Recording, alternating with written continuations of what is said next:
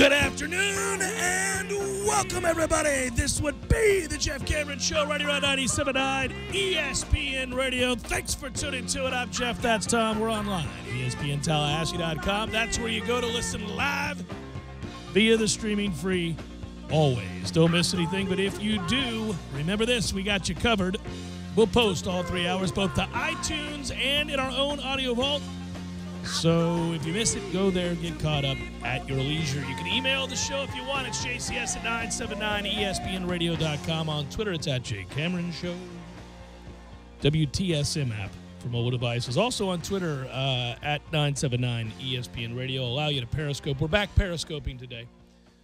And we're also back YouTubing today. Hello, YouTubers. Hope you're well. Just type in ESPN Tallahassee if you want to YouTube. On YouTube.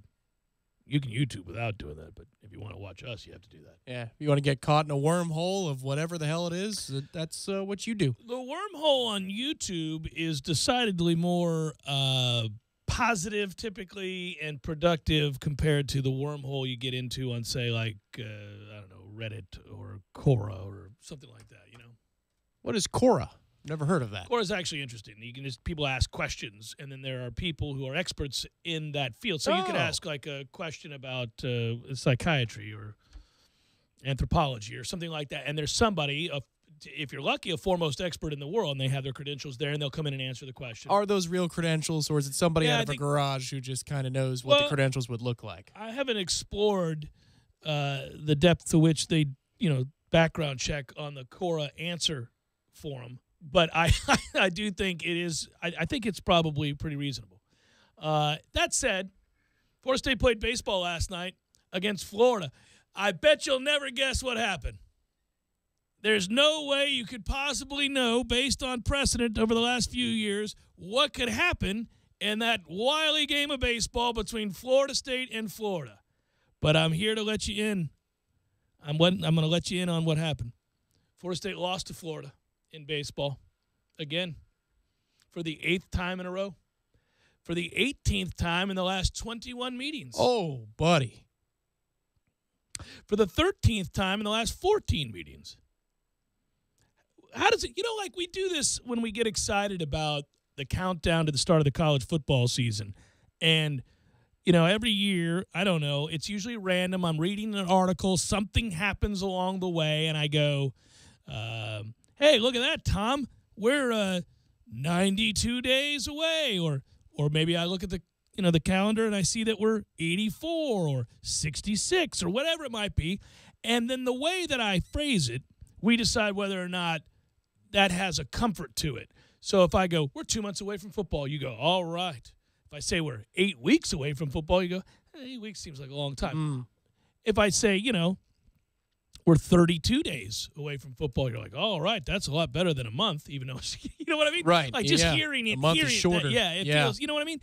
So when I say we've lost 8 straight to Florida, does that hurt you more than saying we've lost 13 of 14? It doesn't, does it?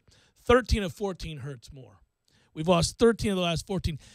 Does that hurt you more than saying 18 of the last 21? 18 of 21 is the worst. That's the worst. 18 of 21 Are hurts you kidding me? That one hurts you more than saying we've lost 13 of the last 14? Mm-hmm. I may not have gone to, Florida, which is a baseball school, Pretty dominant one at that, currently. But if you've won 3 times in 21 games, that's a fairly decent sample size. That's not a random, crazy result. That's one born out of great consistency. All right, so I'm not happy about it, but I think that the larger conversation that us Florida State baseball fans attempt to have is far more nuanced than you would come to understand if you just read the emails that I get, or even a message board or on Twitter. And that's not to say the people that participate in that are all dumbasses. They're not. They're plenty of smart people on all those forums. We know that. But the larger conversation that gets hijacked almost always doesn't consist of those nuanced points on balance. Now, let's just say this, because I got asked a very simple question, and it makes sense to answer it very simply. The question was, why?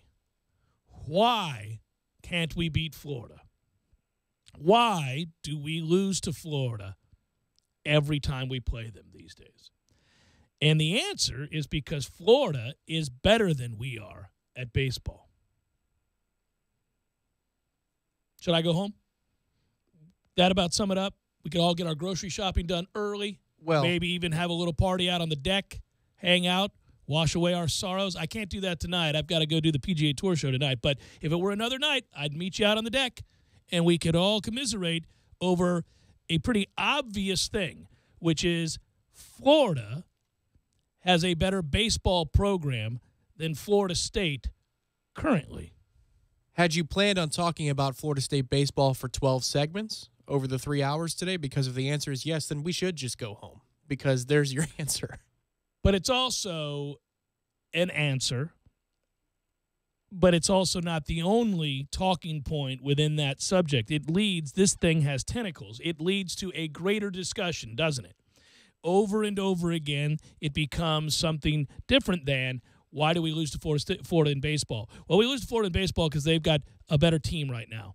They are playing better baseball, a better brand of college baseball than Florida State plays currently. They're the defending national champions. They have a greater depth of arm talent, if you will. That is to say, when they go to that bullpen, they have more plus arms than we do. They pick up the baseball more consistently than we do defensively. Certainly in the head-to-head games they do.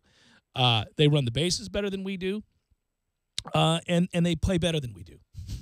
There it is. There it is. So that hurts.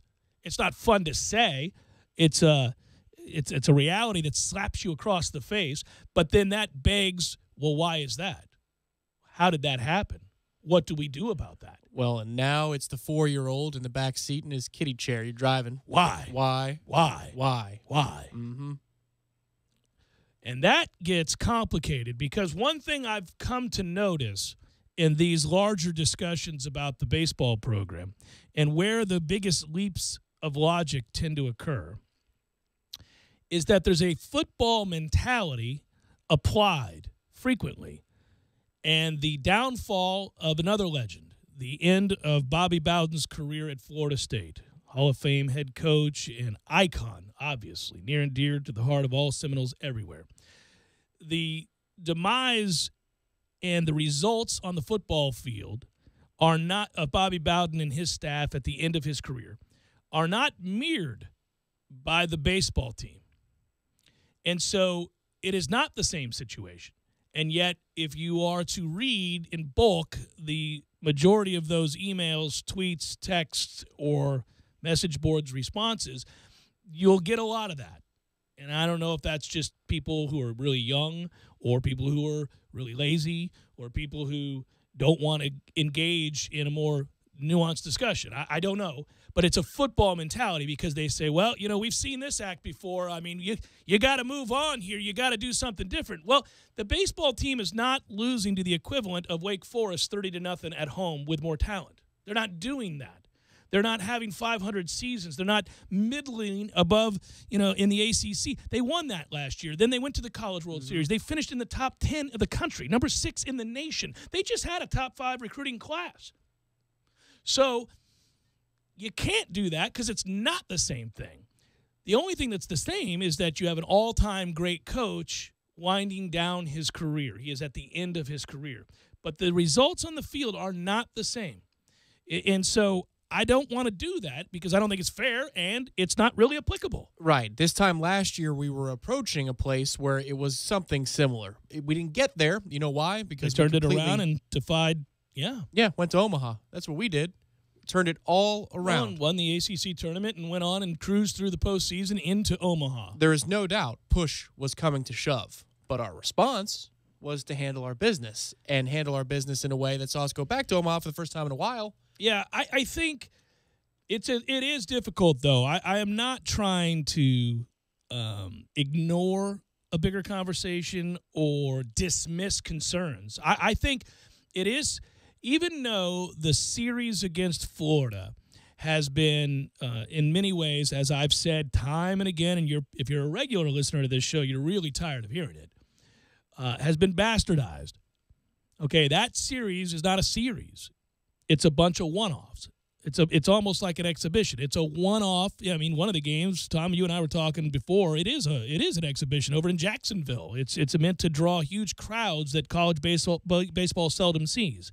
And they are one-offs. Now, okay, that's not the same as playing a 4-game series the way we used to, where you played Thursday, Friday, Saturday, Sunday, or even a 3-game series, Friday, Saturday, Sunday, which is a much better tell as to where the two programs are, etc. But it is also fair to say that a lot of these games in a very long and terribly difficult losing streak, domination advantage, whatever you want to call it, for Florida in these games, 18 of 21, as I described it earlier, have unfortunately looked very familiar. Inopportune moments in which you don't pick up the baseball, and they do. The inability at this point, and I do think they're a little domed up, and I can see how that would happen. I mean, you have a couple situations last night, first and third, nobody out. You know, I mean, just frustrations there. The bases loaded. Little things that would lead you to believe that maybe they're putting a little undue pressure on themselves because they're well aware of how long it's been since they've beaten Florida and how many times they've had opportunities and didn't come through. And it's hard not to carry that with you out onto the mound or in the batter's box. I get it. Sometimes these things become larger than life because they extend further than they should logically or statistically probable, the probability being what it is. But I also think that ultimately, what's frustrating for me isn't just that you're losing to Florida and that right now their program is better, but that it doesn't matter. And if I say that pisses everybody off. It makes it very difficult to talk about. I'm talking about it now from a selfish standpoint. You and I don't think much of these one-offs. We don't put a lot of weight on these one-offs, yet it's dismissive to say that we should ignore 18 of 21, 8 straight, 13 of 14. There has to be something involved beyond just the fact that, Florida's got a better baseball program than we do right now, that people want more. They want to hear more about what could we do to remedy this situation. And frankly, that's complicated too, because with the situation involving football, I was able to sit in here and say, we need to move on. We need to tell O-Legend it's time to go. And that was a very controversial stance to take early on. And I would come in every day and say, fire Jeff Bowden, fire Bobby Bowden, fire all these guys, because the evidence is this program is not where it is, where it should be. You're not a victim of your success. You have set the bar very high, and you must sustain that, or we would need to move on. You don't have the right, just because you built a program, to tear it down, right? These were the kinds of discussions we were having. But you can't do that here because they finished number 6 in the country last year and went to the College World Series and won the conference. The problem is, and they're really good again this year, by the way, this is a good team. They're going to be fine. They're performing quite well in the ACC. They're a top 15 team. They're going to make the postseason. I wouldn't be surprised, would you, if they had success in said postseason? It's not the same thing, but yet you are losing on the regular to your rival, who no doubt currently has a better baseball program than you do. And that is infinitely frustrating, but that is not a very solvable situation right now, because it's not as easy as saying, well, just fire the coach. Why would you fire the coach? He's winning. Yeah, there's a lot of different places you can go with it. We were having a discussion earlier today, and I told you I felt stuck. I feel stuck. And I think in a different way than most Florida State baseball fans. I think a lot of Florida State baseball fans who still support the program and they have season tickets, they feel stuck because we don't have the ultimate prize, and they feel like they're never going to get there with this coach. I disagree with that on its face. We play enough high-level baseball that, I mean, you're going to take your chances with the hand that we've had in the last 20, 25 years, more times than not, and you're going to walk away with something. We've been unlucky to not do so. But I feel stuck in the sense that it's a Tuesday. I don't care if the laundry in the other dugout says Florida or Jacksonville. It's a Tuesday. So I have to work up this passion to care about the fact that we're playing Florida in a one-off game of baseball. It's not the same as football. I got you. baseball it's a hard game to predict, man. Basketball can be this way too, but baseball is unique in that even if you play better, you can lose. Even if you have the better roster, you can lose. And most assuredly, in the past 21 games, Florida has not been the better team all 21 times. Not even on a given night. No, certainly Correct. not. Yeah. The problem is it's been a better program for half of those at least, right? Well, for the last few years, it's been a better program. And I think, we did document that the problem that was brewing for Florida State baseball and for Coach Martin and his staff and for the fan base that's so passionate. And what I mean is a shared problem in that if the team that's kicking ass and taking names in college baseball is not the University of Florida, but say South Carolina, Texas Tech, and name anybody you want, right? Stanford, then we're not having this conversation. We're like, well, whatever, Stanford's just got a really good program right now. We're going to have to figure out a way to get better than they are. The problem is the program that caught you and surpassed you and is routinely better than you now is your in-state arch rival, and they just won a national title, and you play them every year, 3 times a year minimum, and they own your ass right now, and that has an effect. The fan base then almost sees red. They can't see anything else. They don't see a series win against North Carolina or Notre Dame or anybody else for that matter that preceded all of these games. They see another game against Florida and another loss against a program that's our arch rival that is clearly better than we are right now, and there's nothing else that matters to them other than maybe winning a national title. Sure, but on the top 5 list of things that I care about in a regular season is winning the season series against Florida number 1. No. Is it number 2? No. I mean, I'd rather win the ACC, get back to the. It's a national first of all, seed. get back to Omaha, get a national seed. It's a national. That's the number one priority here is to get a national seed and put yourself in the best position to get back out to Omaha. Because guess what? If they're the program that they are, which they have been for a long time, you're going to see them out there, and that's when it counts. The super regional losses I've talked about, they matter to me the most. But the problem with this discussion is it almost needs a format like PTI, right, where you have 2.5 minutes dedicated to every individual facet of the discussion, because it's so easy to wander from Florida's a better program than us to, well, are we ever going to get it done in Omaha? Or right. Should I care about the regular season? Yeah, it goes on and on. Well, here's the thing, though, too. When you go through, and baseball seasons are longer, obviously, in Major League Baseball. So on a given night, when you lose a game in Major League Baseball, if you're any kind of fan and you follow the sport, you understand your team, no matter how great they are going to lose series. You're going to go through a losing streak. The Houston Astros won the World Series last year. I have their schedule right in front of me, but I'm fairly certain at some point they lost 4, 5, 6 games in a row. Probably the teams, they were all vastly superior then. Well, the Dodgers won how many out of 30, right? Yeah. And then they turned around and went on a turned around and went on a crazy losing streak late in the year. Right. So the game itself, it does that, right? It's your teams are prone to that sort of thing, and you're used to it as a fan. When you take in the breadth of a season, there's going to be pockets where they're just playing unbelievably well, winning games they have no right to win. They win every one-run game, they win every extra inning game, and things are flowing. And then there's stretches where you can't catch a break. I mean, you square up, you barrel a ball with the bases loaded and 1 out, down a run, and it goes right at the shortstop, who then turns and doubles off the guy at second, and you lose another game to continue a 5-game losing streak, and you think, when will it end? Right, yeah. I got you. College baseball, though, not nearly as long, is lengthy, and you're looking big picture. You're saying, God, we lost to Florida again. And you and I go, well, it's beginning to get old, so much so that we kind of think it's almost funny, but it's annoying and it's frustrating. Yeah. But we quickly go, well, what's the big picture here, though? Are we good enough to win the ACC? Are we good enough to procure a top 8 national seed and be playing at home in a regional and a super regional? Can we win those and get back out to Omaha? Because ultimately, you want to give yourself at-bats in Omaha, which give you a chance to finally hoist the national championship trophy, which is what everybody wants to have happen, because everything else has happened. Florida State's won everything else there is to win except that, right? And so you get into this bad habit, things that we lambast other fan bases for doing, right? Which is, it's just another series, just another game, hell, at that point, why even go to the ballpark? Why even watch a series? Why even care what the record is if we're only going to care about the postseason? Well, that's the tough part of the discussion is that last part, because what's the standard here? It's to win a title. That we've done everything else. We have to. That's the goal every year. How good are we by the time we get to national seed time, ACC tournament time? Do we stack up well enough? Are we peaking at the right time? Last year was a time that's unusual. We're peaking at the right moment for the postseason in NCAA baseball. Just the difference between college baseball, and I know I'm not telling anybody anything new, but this is the priority for me, is different than college football in this sense.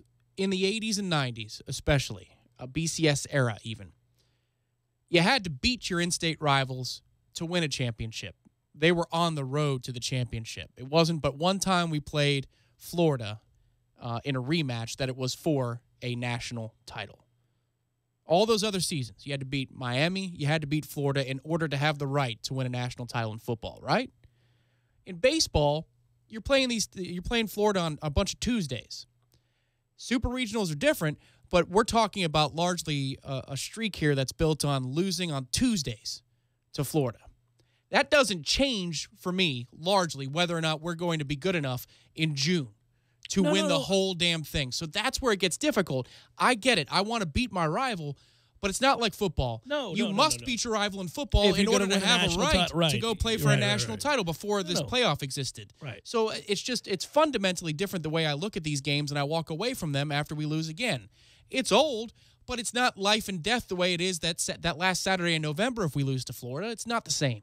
No, it's not the same, and the two sports are drastically different, and I hate when the mentality that governs football fandom is applied to basketball, is applied to baseball, and whenever I see it, I get turned off because it's just dumb. It's just dumb.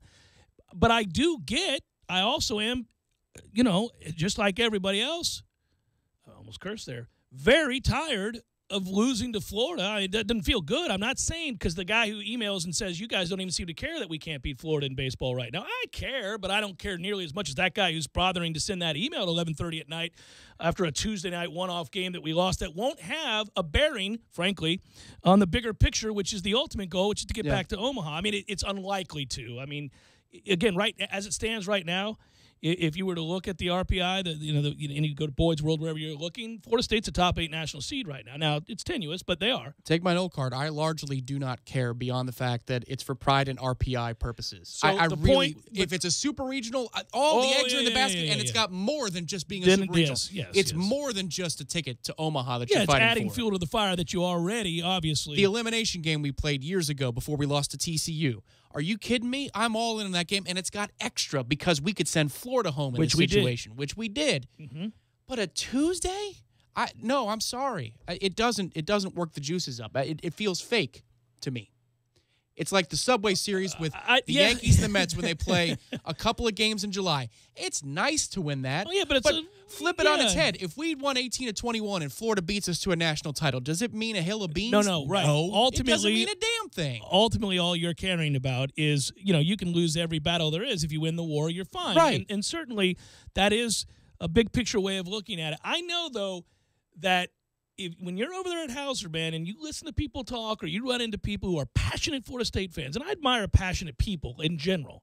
I think that's the way to live life, right? Now, reasonably passionate. Well, or else you're dead early in life. Yeah, but, I mean, I do admire and love passionate fans, you name it, whatever it is. So I can empathize with the person that's like, well, good God, man. No, I feel that. There are moments in those games, that game last night, there are moments where I go, I think as I've gotten older, I actually do that. I actually laugh as opposed to scream at the top of my lungs. Right, we're going to find a way. Yeah. Right. Like there are moments where I go, okay, so here we go. All right, of course that happened. Yes, it did. It had to. I knew it was going to. We are not going to score here, ladies and gentlemen. I know you see out there that the bases are loaded. We are not going to score. Oh, I understand there's a runner at first and third. But as part of losing streaks, these are the moments that you do not come through. And it's tough. It's tough to handle. But I do instantly do what you do, which is to fall back on, okay, what I'm assessing in the course of a long season isn't whether or not you can rise up and finally end a losing streak to Florida, which is admittedly something I'd like to see happen. So it's 18 out of 22. I mean, does that really? Well, right. No. Ultimately, what you end up doing is saying, are we good enough? Are we good enough to host? Are we good enough to get back to Omaha? Are we good enough to give ourselves a chance? And that discussion is much more engaging because I think there are things here that you can really like right now. There are some things you should be very concerned about. And that's what the regular season's for, is assessing those things, figuring out what are those things. And is there a means by which to improve them? Or do we simply not have the players? Or do we simply not have the ability at certain positions to do things that we need to do defensively or whatever it might be? I just think it's kind of the stuck feeling you have when the expectation is to finish the job. And that's where we've been for decades here with Florida State baseball.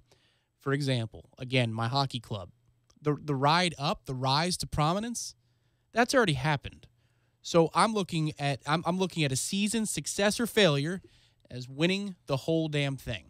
It cheapens the regular season, but it also it allows you to look at the regular season as an evaluation of where you need to get better, where you're weak, instead of living and dying on whether you take 2 out of 3 on a weekend. It's just much easier to climb than it is to hang on. Right.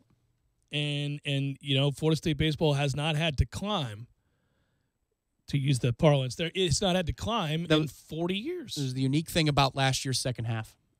For a couple of weeks, that was true because we were so down and everybody was so stunned at not having what we've always had. It was like the toy that we always expected to have was taken away from us.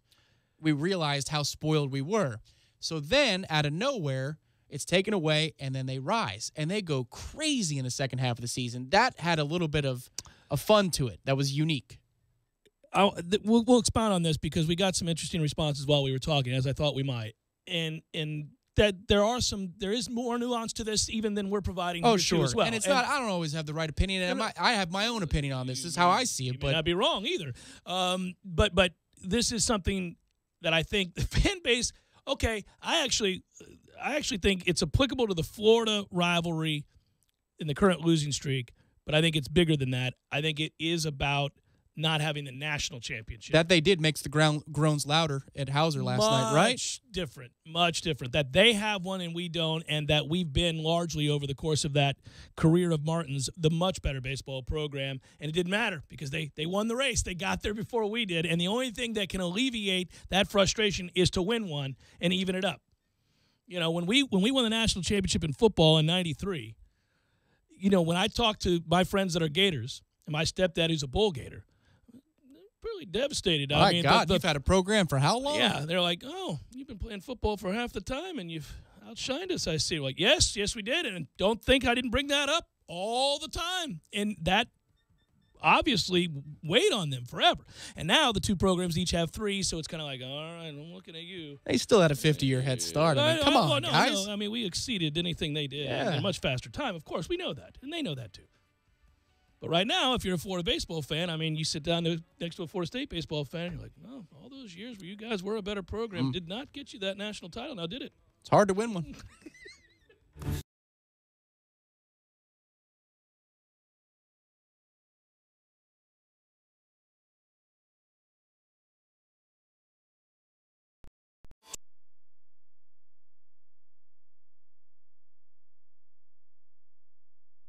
This gives me the ability to do what I want to do when I want to do it. I decided on Mahindra just because of the sheer strength, the size, the ease of the workability, and it was more of a comfortable machine than the others. You could lift just about anything with that thing. It has never let me down. And now get the industry's best 7-year limited powertrain warranty on select models.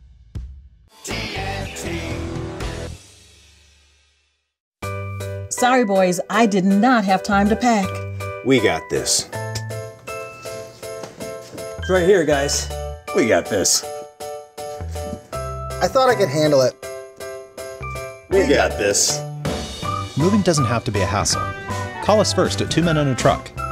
No matter the move, home or business, we'll make it a smooth one. I forgot something. We got this. When you're in need of auto repairs, look no further than Nice Tire and Auto Service. Nice has been in business for 16 years with long-term, knowledgeable sales associates. They have the latest wheel balancing machine in the industry. And for passenger vehicles, they service AC, brakes, suspension, tune-ups, and much more. Never sit through a long wait. Nice Tire and Auto has 10 service bays to get you back on the road quickly. If you have tire problems, check out their large inventory with various Goodyear and Michelin tires. Nice Tire and Auto Service, 4792 Bluntstown Highway, 574-4100. At 6 p.m., head to ESPNTallahassee.com today to watch live or catch up on demand. The Jeff Cameron Show Streamcast, brought to you by Nice Tire and Auto, your trusted Goodyear dealer. Nice Tire and Auto, just minutes away from FSU campus. AmeriGas Propane would like to take this time to thank their valued customers for their business. At AmeriGas, serving their customers in a safe and responsible manner is their top priority. They're proud to be a part of the local community and participate in the many activities that support local charities and organizations that improve the neighborhoods where we all work, live, and play. For your propane needs, call on AmeriGas Propane. Call 877-1122. Last month, March 2018, was the biggest and best month in Tallahassee Dodge Chrysler Jeep's history. And Tallahassee Dodge Chrysler Jeep is throwing a party to celebrate. A party? Yup, a big, gigantic family fun party Saturday afternoon, April 14th. I like parties. Will there be music? You bet. Live performances from Tallahassee's favorite, the Tobacco Road Band. How about food and things for kids? Plenty of food, bounce houses, face painting, even clowns on stilts. It's gonna be a blast. Special pricing? Absolutely. Save with employee pricing on all new 2017 models in stock. And when you buy one of those very cool Chrysler Pacifica minivans, you'll get a DVD player for the back seat at no charge. No charge? Tallahassee Dodge Chrysler Jeep really knows how to throw a party. You bet they do. Save the date, Saturday afternoon, April 14th. And don't worry, it'll be over in time to get to the spring football game. Right, Gene? Right on the corner. And always right on the price. We're here in this new neighborhood to talk about the American dream. Looking good, boys. A dream that Navy Federal Credit Union wants to help you celebrate with a mortgage that you won't lose sleep over. Navy Federal offers 100% financing, no private mortgage insurance, and even no money down on a variety of conventional and VA loans. So start living your dream today. Subject to approval, 100% financing loans include an additional funding fee. Visit NavyFederal.org for more information. Open to the armed forces, the DoD, veterans, and their families. Federally insured by NCUA, Equal Housing Lender. Ace is the place with the helpful hardware, folks. Don't miss Scott's Days at your local Ace, our biggest lawn and garden sale of the spring. Right now, buy any bag of Scott's fertilizer and get a free $5 reward. Come back and use it anywhere in the store to make your home or yard look great. Hurry in for great deals throughout the store during Scott's Days. Now through Monday, only at Ace. Limit one bonus reward per Ace Rewards account at participating stores through April 16th. $5 reward delivered by mail. Atlanta Braves baseball is back, and the most dynamic young players in the league are ready to get their chop on. Hit hard to left and deep. Back to the wall. That ball is gone. Dansby Swanson. Atlanta Braves baseball on 97.9 ESPN Radio is brought to you by Metro Deli, Tallahassee's perfect lunch spot, and by AmeriGas Propane, driving every day. Monthly play-by-play schedule available at ESPNTallahassee.com. You're listening to The Jeff Cameron Show on 97.9 ESPN Radio.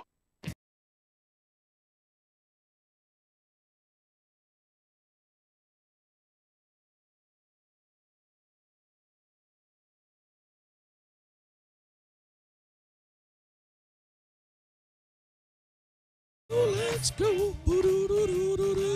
Crank it. People coming from miles around. What's better than this? Put on your pretty red dress. See, I'm hell-bent on having this deck party. I feel like we're moving into the time of year where deck parties need to happen. Yeah. I was looking for, I'll be in Dallas over the weekend, a rooftop bar, just to kind of enjoy the downtown area. Mm-hmm. Well, the lows are going to be in the 40s, and it's going to be windy. Nice. Okay, bundle up. Yeah, your mind has shifted gears where even though you and I both enjoy cooler temperatures, when you get into mid-April and it gets cold for some reason, you're like, now, hold on now. Come on, you had your time. I'm ready to move on over. I'm ready to kind of shift gears here. Let's have a real spring. Let's deal with sustained goodness, not chilly. Especially on the golf course. It's like, all right. That's correct. If I thin this shot, do my hands have to sting for 5 minutes? The bees! That's never fun. I'm going to get those new clubs. I'm coming over to you, Edwin Watts. I'm about to make it happen. Oh, well, maybe they can make it happen for you. They could. That was an accidental slip of the tongue there. I didn't mean to put out the name of the place, but, God forbid if there's ever a golfsmith that moves here, they'll get to it right quick. Real quick, right? Immediately. I mean, they know where I work. This weekend, for those of you that do have, you're going to be in Dallas, the SiriusXM You can hear me on ESPNU. I'll be hosting Saturday morning. Again? And then I am hosting on the ACC network on SiriusXM on Monday morning at 7 a.m. to 10 a.m. So, and then tonight I'm on the PGA Tour channel. So if you can't get enough of me, you really have a lot of opportunities. Well, maybe this is a time for the actual 97.9 ESPN radio programming update. You know, the regular. Let's do it. You know. All right. Seminole Headlines got moved. My day job. Yes, it got moved to Friday. So we have weirdness going on this week. Some people would be saying, oh, well, at 4 o'clock. I mean, nope, not happening today. It's happening Friday. And there's a lot going on with spring football and then the baseball game yesterday and then just responsibilities we all have. So between trying to get me, Corey, and Ira on the same page with the same schedule to where we could all meet up proved to be difficult this week. You're not crazy. It got bumped twice, but for legitimate reasons. It's really not the fault of anybody, but it will run on Friday. In fact, it'll basically be my show on Friday. So that'll be good, too, because the timing is perfect as we segue over into the spring game and our thoughts on spring ball and camp and all the things. And I'm going to get to that in a moment because Willie Taggart met with the press today and, talked before practice, and I could talk a little bit about what he said there. To put a ribbon on our previous conversation, I think Russell represents many people in his thoughts that he sent to me via Twitter during that conversation. And it says, if the mindset is we can't beat Florida in the regular season, then that mindset exists in the postseason. That doubt stays with the team. This losing streak matters. And I want to be really clear on this. I think the losing streak matters. I think we're arguing about to what degree does the losing streak matter. Both of us are perturbed by the losing streak, and in the moment when it happens, it is infinitely frustrating. I agree with you. But I also know that can exist simultaneous to a good season. You could have this losing streak to a particular team, in this case your rival, and still have a great season and still go on to achieve your goals. And as long as your goals are out there to be achieved, then you can't get bogged down with a singular one-off on a Tuesday, even if it happens to extend a losing streak to your arch rival. I agree. I do think when you get into mindset, yes, I would hate to have to play Florida in a regional because I do think we're a little domed up on this thing. I do think that is applicable here. And I also think that the larger discussion of never having won the national title actually affects or has had an effect at times on this team in the postseason. The longer something like that goes on, it can create a weight, an albatross, if you will. And, when you hear it, I mean, think of all those years the Red Sox and the Cubs and others heard it and all the near misses along the way over 100 years or 80 years. Until it happens, it's all you hear about. It's all you hear about. So you have this great regular season. You achieve goals that anybody would set out the year to achieve. You get to where everybody wants to be. You win 100 games, and I'm using pro baseball, obviously, or something like that, 95 games. You prove beyond a shadow of a doubt that you're a really good team with a great chance to win, and that's not the first thing you hear. The very first thing you hear is, well, okay, we'll see. You haven't done it in 100 years. You haven't done it in 80 years. And that's been that way around here forever. For as long as I can remember, going back to being a student sitting in Hauser in 92 and just listening to people talk. This has been going on for a long time. And to some degree, it's a shame because the truth is if any one of those years you had found a way to win one. I mean, we lost by a run in the national championship game. There have been moments when Florida State could have done it, could have cashed it in. And you hear people say things like, well, you can't win a big game. Well, you have to win lots of big games to get to the College World Series. You have to win a ton of big games to be playing in the championship game. You didn't just accidentally fall into the championship game or into 40 wins or into any number of regional victories by not knowing how to win big games. Ultimately, you didn't win that one. And had he won that one, I wonder how it would affect the conversation. I don't know. I have to believe at some point that it would have, right? If you go harken back to the 90s, any one of those years, if they had won one, what would the conversation sound like now? Well, it wouldn't start, which is how every Florida State baseball discussion seemingly starts with, well, Yeah, he's won a lot of games, but of course he hasn't won a championship, and we never will as long as he's here. Like, you wouldn't have to hear that. Sure. And to me, the frustrating thing about being a Florida State baseball fan is you have the same 4 or 5 talking points no matter who you talk to about Florida State baseball, and they're regurgitated every single year. But I'll talk out of both sides of my mouth for a moment because that's a frustration I have.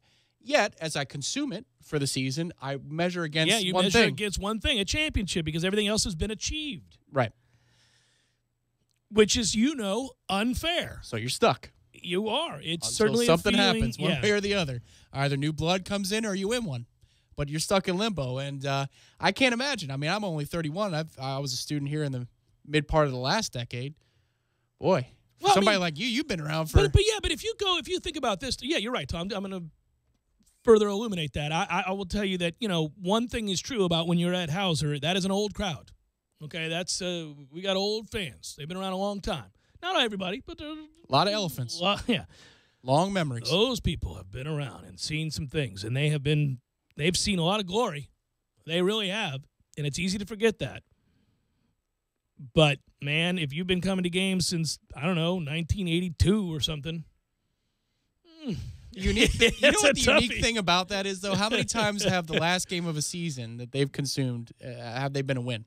Because it sends us somewhere. Oh, that they were at the game. That they were at. Oh, last time they were at Hauser. Hauser. Yeah. Right. Yeah. That's the weird part about that. You win your last game on your home turf, and then you go play somewhere else. Yeah, it's a weird way to go about being a fan, to only sit around and measure against a championship, which only one team in all of baseball can win. But it does happen when you are consistently good and win everything else besides that, which in some ways expresses exactly what I've said time and again, that, man, that guy has had not just a Hall of Fame career, an all-time great career, but a career that would be the envy of everybody. And yet, it just doesn't feel like there's been more depth added to the conversation in the last 12 years I've been having it. And that's not, I don't mean on the show, I just mean in general. Well, what would have to happen? The new element was Florida won a title. That's the new element right now. Also last year in the middle of the season, we were a game above 500. Yeah. So there have been a couple of moments where you're like, ooh. Or, 5 or 6 year gaps of not going to the College World Series. Right. But, the larger talking point about never winning one, it's kind of just the same old thing. The part about, though, having a mental hang-up against Florida and then maybe having to play them in the postseason, I agree with that. I do think that it would affect it. Now, I'm not saying you couldn't win it, but I think certainly, especially if early in a game you had an opportunity and you didn't come through, I think it does take on an added dimension. It may, since you have college kids and it's different than professionals. Subject to the whims of emotion more than professionals are, yes. But, we weren't playing very well against Florida, and then Carlton goes and throws a complete game shutout. Yeah. So, it's probably an older adage. Yeah, momentum is as good as your next day's starting pitcher. I got you. But if you get to that point at Omaha, you played a lot of good baseball, and you're feeling pretty good about yourselves. I don't know that one inning and you have runners in the corners with nobody out and you don't score. Maybe I'm talking about the psyche of the fans only. I could see the point. I understand the logic of raising that point, that it's going to affect the players. If you get to Omaha, the fear of failure, I think, would trump the that's fear against anybody, of a right? rivalry. That's against anybody. Like, okay, we're playing this game, and it's not against Florida; it's against whoever, right? And it's to get to the championship series. Yes, or the desire to win the whole thing. I think it matters less at that point. But all we do is play Tuesday games. So if it's Carp, maybe I don't feel very good about that game because that's all we've thrown at him forever I don't and feel a day. bad. He's pitched well. He didn't pitch poorly last night. He got let down by his defense. He gave up, 2 earned runs? He pitched fine. The Indians got extended because we can't pick the damn thing up. I just think that's projecting a little bit. Again, we just gotten swept the year prior in a super regional. Go back down the next year, we lose game 1, and then boom. Shove. And then here you are with the chance to win on Sunday. Well, I love you too, JB, but I don't intend to be the exasperated Jeff Cameron during football season anytime soon, buddy. He writes, I love exasperated Jeff Cameron, even if it's just baseball. It makes me truly long for the lost decade, Jeff Cameron. Sigh. Please, Dan Mullen, I beg you, bring that guy back for us here in Tallahassee. Go Gators. And I like JB. We disagree probably on most things. But I'm not ready to give up the lengthy winning streak we have against the University of Florida in football and basketball. I'm not prepared to do that, no. Odd way, that was one of my favorite weeks was before the Florida game with all that was going bad, because we could talk about how Florida was a different kind of bad. Like, we're bad this year, and we need this game to... Oh, when we were losing for the dream 6 games this year, yes. The bowl eligibility to stay alive. We're 4-6. Like, man, we gotta find a way to beat Florida, but thankfully they're horrible. Right, we're 4-6, and they're bad by our standards. Yeah, and we were laughing about, thank goodness they're just so much worse than we are despite our record. I mean, we're going to hammer their ass. And we did. Again. Chef Cameron Show, 97.9 ESPN Radio.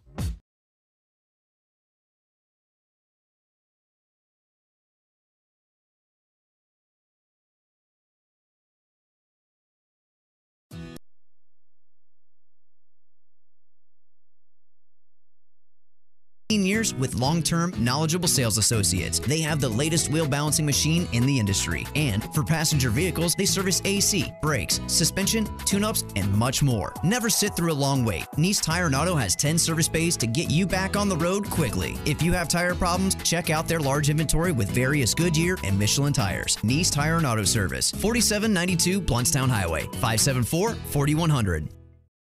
TNT Supercenter is your one-stop shop for the largest inventory of golf carts and accessories, stocking over 150 new and pre-owned carts with prices starting under $2,000. Whether you're looking for a standard or custom golf cart, TNT has the perfect cart for you. TNT carries and services leading brands and the full line of premium Mad Jacks accessories. Stop by or call to find out about our zero-down, low-interest rate financing, free delivery, and rental programs. Visit TNTSupercenter.com. TNT. Sorry, boys, I did not have time to pack. We got this. It's right here, guys. We got this. I thought I could handle it. We got this. Moving doesn't have to be a hassle. Call us first at 2 Men and a Truck. No matter the move, home or business, we'll make it a smooth one. I forgot something. We got this. Together with a better-than-ever offer. Purchase a Makita brushless premium hammer drill and impact kit and receive your choice of a free bare tool, plus a free 6-amp-hour battery. That's a total of 3 batteries, a $150 value. Not to mention, buy any 3 Makita brushless tools and get a free starter kit. 1 tool bag, 2 5-amp-hour batteries, and 1 dual bay charger. Cornerstone Tool and Fastener, 1110 Stuckey Ave or 3269 Crawfordville Highway. Tallahassee location open Saturdays, 8 a.m. to noon.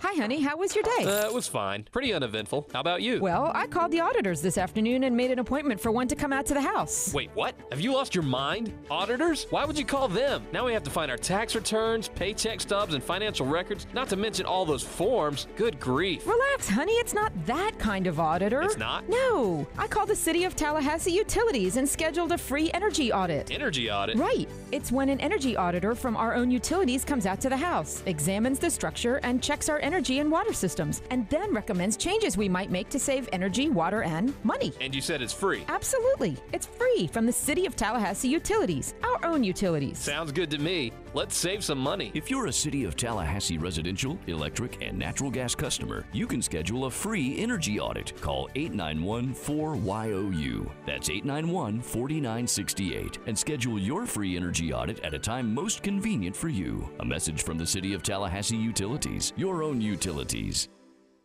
You want a beautiful wood floor in your kitchen, bath, or mudroom, but you also know eventually there will be water or mud there, which ruins everything, right? Wrong. With Woodlook Life-Proof Vinyl Plank Flooring, only available at the Home Depot, you get the wood looks you want while being completely 100% waterproof, guaranteed. So now, where there's water, there can be Woodlook Life-Proof Vinyl Plank Flooring starting at just $279 a square foot, only at the Home Depot. More saving, more doing. U.S. only. See store for details. Want better gas mileage and a longer-lasting engine? Change your oil every 3 months or 3,000 miles, whichever comes first. You know that sticker on your windshield? Don't look at it now. Wait until the next red light. Okay, check the number on your sticker. Then check your odometer. Is it time? There are 19 Tallahassee area Super Lube locations, which means there's one close to you right now. No appointments, and you're in and out in no time. You could do this today. Super Lube, for better gas mileage and a longer-lasting engine. How I love to Super Lube my car. Yes, sir. Last month, March 2018, was the biggest and best month in Tallahassee Dodge Chrysler Jeep's history. And Tallahassee Dodge Chrysler Jeep is throwing a party to celebrate. A party? Yup, a big, gigantic family fun party Saturday afternoon, April 14th. I like parties. Will there be music? You bet. Live performances from Tallahassee's favorite, the Tobacco Road Band. How about food and things for kids? Plenty of food, bounce houses, face painting, even clowns on stilts. It's gonna be a blast. Special pricing? Absolutely. Save with employee pricing on all new 2017 models in stock. And when you buy one of those very cool Chrysler Pacifica minivans, you'll get a DVD player for the back seat at no charge. No charge? Tallahassee Dodge Chrysler Jeep really knows how to throw a party. You bet they do. Save the date, Saturday afternoon, April 14th. And don't worry, it'll be over in time to get to the spring football game. Right, Gene? Right on the corner. And always right on the price. Live from the AmeriGas Propane Studios in the capital city of Tallahassee, this is the Jeff Cameron Show on 97.9 ESPN Radio. It's Balls Mick Wednesday. Balls you fire. Brought to you by TNT Supercenter, 14585 U.S. Highway 19, Thomasville, Georgia. Your one-stop shop for all your outdoor entertainment.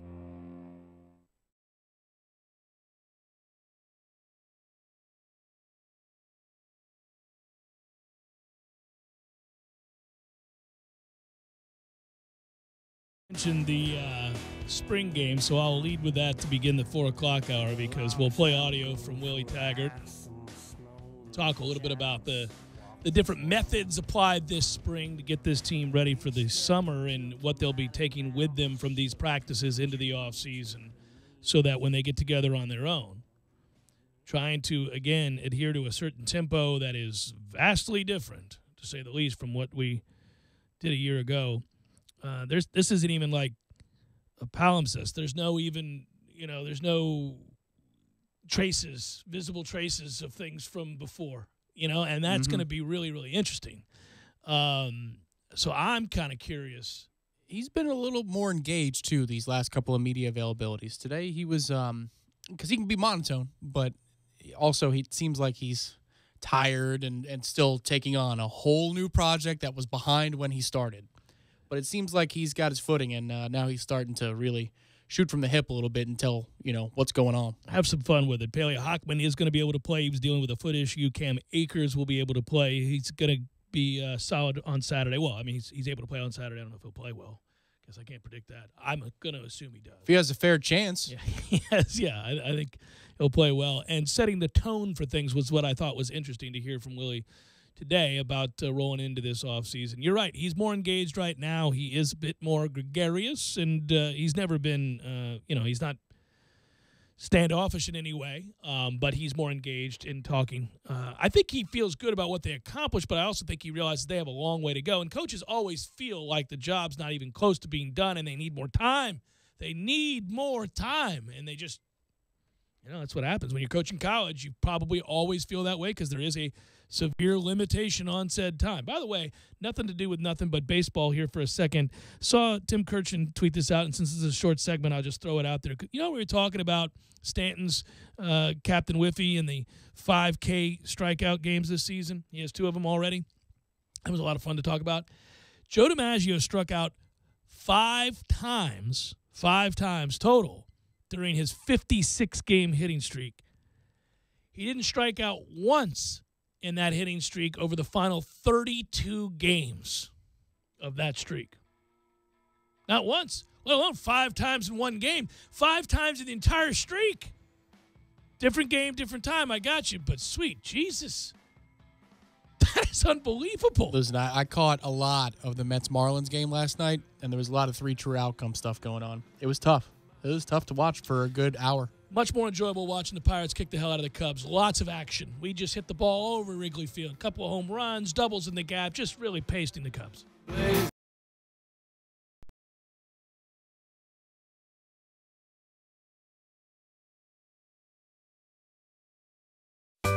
Sorry, boys, I did not have time to pack. We got this. It's right here, guys. We got this. I thought I could handle it. We got this. Moving doesn't have to be a hassle. Call us first at 2 Men and a Truck. No matter the move, home or business, we'll make it a smooth one. I forgot something. We got this. Landowners, your Mahindra dealer is ready to help you save during Mahindra's Red Tag sale. Enjoy up to $7,900 in tractor cash back and savings, or utility vehicle savings up to $1,700. Plus, Mahindra's industry-leading warranties still come standard. So hurry in for Mahindra's Red Tag savings.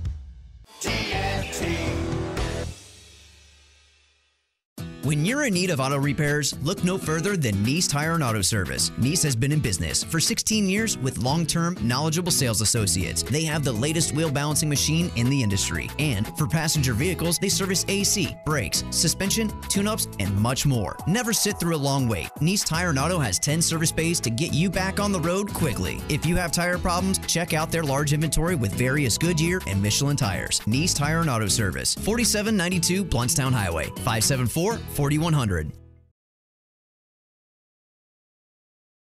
Station open Saturdays, 8 a.m. to noon. At Advance Auto Parts, we offer you the quality parts you want and knowledge you need to help get you back on the road. And we're always looking for ways to help you save. Right now, get CarQuest conventional motor oil for just $2.96 a quart. Talk about an amazing price. Plus, find great prices on CarQuest's full line of motor oil. Go to Advance or participating CarQuest Auto Parts stores to take advantage of this great offer while it lasts. Advance Auto Parts, where oil is priced like it should be. Are you ready to experience an awesome fishing expedition? Sea Quarters Marina is home to several great charter services. All charters are customized based upon the types of fishing opportunities available and the type of fishing the customer requests. The Northwest Gulf Coast offers a variety of different angling adventures thanks to unspoiled back county islands and crystal clear flats. For more information regarding charters, call Sea Quarters Marina at 697-8400 or online at seaquartersmarina.com. Don't just listen to The Jeff Cameron Show. Watch it live. The Jeff Cameron Show Streamcast. Live weekdays 3 to 6 p.m. Head to ESPNTallahassee.com today to watch live or catch up on demand. The Jeff Cameron Show Streamcast. Brought to you by Nice Tire and Auto, your trusted Goodyear dealer. Nice Tire and Auto, just minutes away from FSU campus. I was driving in my car and I smelled a number 5 with fries. Hadn't stopped for lunch, made me realize it was just my ride. Oh no. But with the new Febreze car, I got it under control. Now they come in light or bold, choose how you roll. Febreze car, roll with me and breathe happy Febreze. La la la la la. Driving every day from the AmeriGas studios in the capital city of Tallahassee. This is 97.9 ESPN Radio, WTSM, Woodville, Thomasville, Tallahassee. ESPN Radio Sports Center. I'm Doug Brown. ESPN's Chris Haynes reports Warriors forward Kevin Durant will opt out of the second year of his contract at $26.2 million so he can work on a new deal with the team. Durant took close to a $10 million discount when he signed his current contract with Golden State. The Rockets will likely start the playoffs without forward Luc Mbah a Moute. ESPN's Adrian Wojnarowski reports Mbah a Moute suffered a dislocated right shoulder against the Lakers last night. Tonight ends the NBA regular season. The 76ers can lock up the 3 seed in the East with a win at home against the Bucks. Already with 51 wins, our ESPN doubleheader tonight starts at 8 Eastern with that Sixers-Bucks game. In the nightcap, it's the Jazz and Trailblazers in Portland to decide the 3 seed in the Western Conference. From baseball, Padres outfielder Manuel Margot to the DL today with bruised ribs after getting hit by a pitch last night. Nationals outfielder Adam Eaton goes on the DL with a bone bruise on his left ankle. The Stanley Cup playoffs face off tonight with 3 games, including the expansion Vegas Golden Knights hosting the Los Angeles Kings.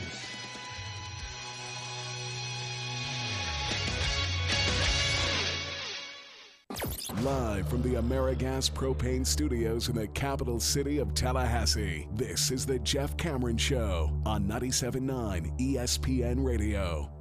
It's Balls Mick Wednesday. Balls you fire. Brought to you by TNT Supercenter, 14585 US Highway 19, Thomasville, Georgia. Your one-stop shop for all your outdoor entertainment.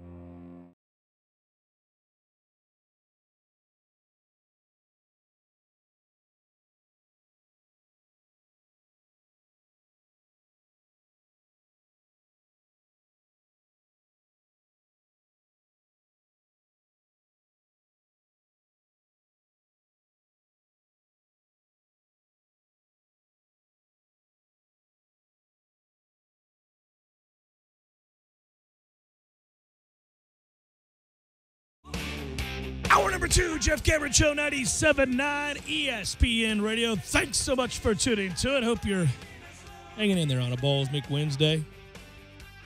It's a lot like the other Balls Mick Wednesdays this year after we play Florida. They're all very, very similar. They're almost... No, they are. They're exactly the same. The Sans Balls McWednesday? Yeah.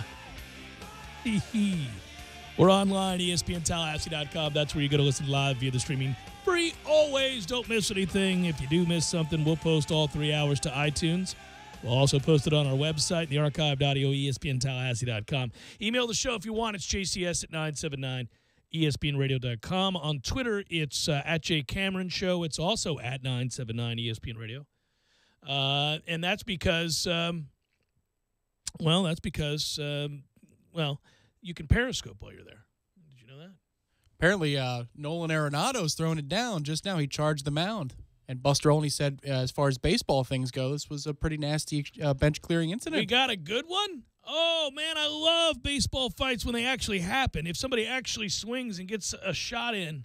Here's what Olney said, quote, pretty nasty bench-clearing incident as far as baseball stuff goes. So I guess that means somebody landed a punch. Yay! We'll have to be watching that. That is good. Let's talk Florida State spring football for the moment. Willie Taggart talking about the defense. And, Tom, you and I are, in particular, this is an area of our greatest concern. We figure the offense is going to score. You got great athletes in space. They'll get this thing rolling. How quickly you can get it rolling is something you're concerned with because you have Virginia Tech right out the gates. But that said, I think ultimately we know this is an offense that's going to score. It's the defense and how they're able to adapt and what's different. And obviously they're under the gun too because not only are you implementing now what you're doing, but Harlan Burnett is having to adjust to seeing this tempo. That's not something he saw at Michigan State on the regular. Certainly their offense there is not anywhere close to or similar to the offense we're going to be running here. So we forget sometimes, I think, that not only do you make changes, drastic changes with the head coach and the offense you're running, but the defense that you're running and the man running it, he's not accustomed to seeing it either. And so here's Willie Taggart talking about that.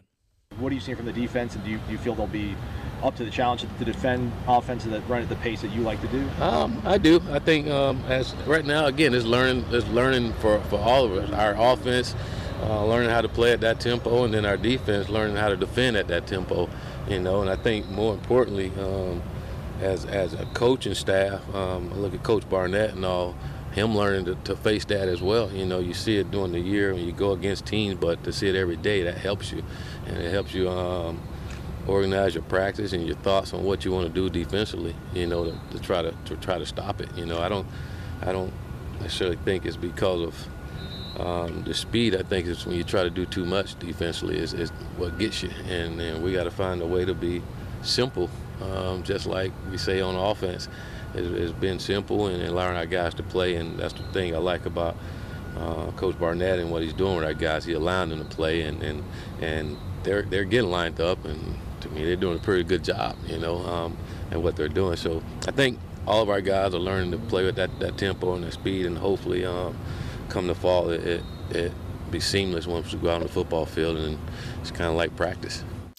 Yeah, it's interesting to listen to him there. I'm trying to read between the lines. We do that. Coaches will give you clues as to things that are going well, things that are going poorly, things that are right on track, or things that they're, feeling a little bit up against. Like they need to get some things done.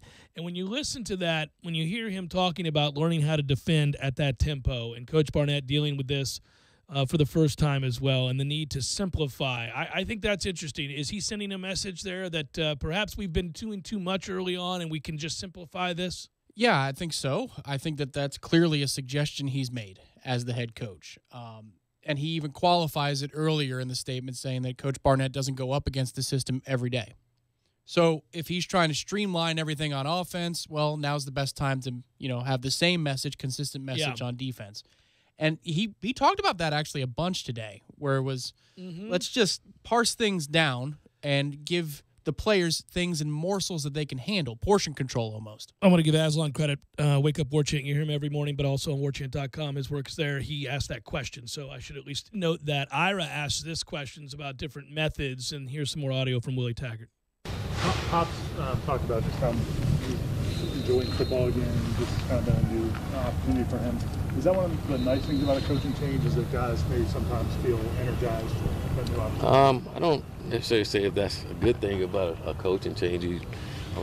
As a player, I don't think you ever want that necessarily, but I just think it's just a different way of doing things, and you're just excited about how we're doing it. Everybody have a different way of coaching and doing certain things, and it works for everyone. Again, the way they did it before, they won some ball games, and so I think each individual is different, and again, we try to make it fun.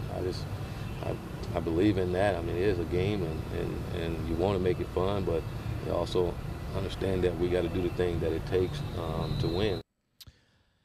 Yeah, it's fun to think about it from the other side, thinking about how simplifying things across. We're so concerned with how he's going to get this offense going and implementing those concepts, and just I hadn't given a lot of thought, I guess, to what the other side is up against and what they're doing in terms of parsing things and paring things down after, just not throwing the whole thing at him. It tells me basically across the board that this is going to be a much, much different approach to coaching than we saw previous, obviously. But what's cool there is he's careful to note. Now, there is a point at which we're all having fun now, but if you don't win, it's the talking point we've had. This is all great. The change is great. It's the type of change you needed given what got stale here. What got stale here was a dictatorial style. So you need somebody who could put his arm around the players a little bit more. But Willie is good to note what we're all noting. That's fine in the spring. We're on a honeymoon period. But if you lose a couple of games you're not supposed to, then we're going to lament this method as something that doesn't work, and so we want to bring back a taskmaster type. And I thought Ira was asking him a question looking to see, are you willing to note that, or is your way the only way that works? And Willie understands that different strokes for different folks, man, as far as how you go. Pointing out that they won here with the different methodology is shrewd, it's smart, it makes a lot of sense, and that's exactly what he did. And I think listen, he's an experienced coach. The methodology he's applying here is the furthest thing from John Harbaugh. Yeah. And he's a Harbaugh disciple. Right, exactly. So he knows you can win a lot of different ways, and he's not, he's careful about how he discusses that. He came from an under-center world, and he said, let's revise. And the funny thing was, with Jimbo, it seemed like we were on the brink of it, because what Willie's talking about is simplicity. And when E.J. Manuel departed, before, the deity himself, Jameis Winston, when it comes to understanding the ins and outs of an offense, was here, Jimbo seemed on the brink of realizing that sometimes you tell people something just to tell them something. That's exactly what he said, and he copped to in the opening press conference in 2013. But then Jameis could handle everything that Jimbo would talk to him about. So as soon as he's turning the corner, it would seem, and learning this lesson, well, we're right back to square one. Whereas Willie understands, at least this is his philosophy, less is more. Less is more. These guys are all freak athletes. So I don't have to do extra with 3 stars to make it all work. I'm getting 4 and 5 stars that are exceptional athletes. So let me get out of their way and let them go play the game that they know how to play. People have been begging for that, especially when our offense was not producing at the big numbers. You can live with any kind of – listen, I've had this debate time and again. You can win stylistically different, and you can have a preference, and all of that is true. But if you win, fans will grow to accept whatever that is. Now, you may prefer something else, but whatever it is. So if you are a pro-style offense and you play at a very slow pace, but you're very productive, you're very efficient, like we were, obviously, with Winston winning the national championship. We set NCAA records, and we weren't playing up-tempo. I mean, it was crazy to see how productive they were. Then you're fine with it because the points are the points, and they don't really care how quickly you call the play.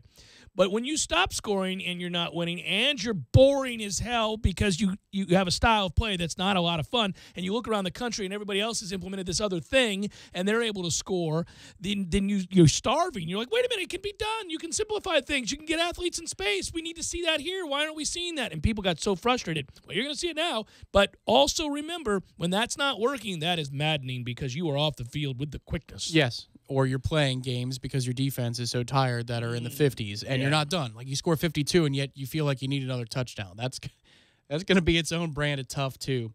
But for me, where it got tough with Jimbo especially, where it got difficult to comprehend, was when injuries dictate that you have somebody who can't handle the offense.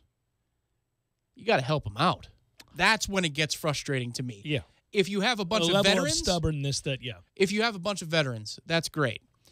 But if you have either a group of veterans who aren't as good as the kids, see the receiver situation a couple seasons ago especially, or you have injuries that you have a bunch of freshmen you need to play, you got to go to the well. And that's where, Willie, it seems like he's going to start, where it's just very simple, and then we'll throw stuff in there if we have to, but if you can just handle this and win with this, then we won't complicate That's a better things. use of our time. Here he is about that very thing, not talking too much.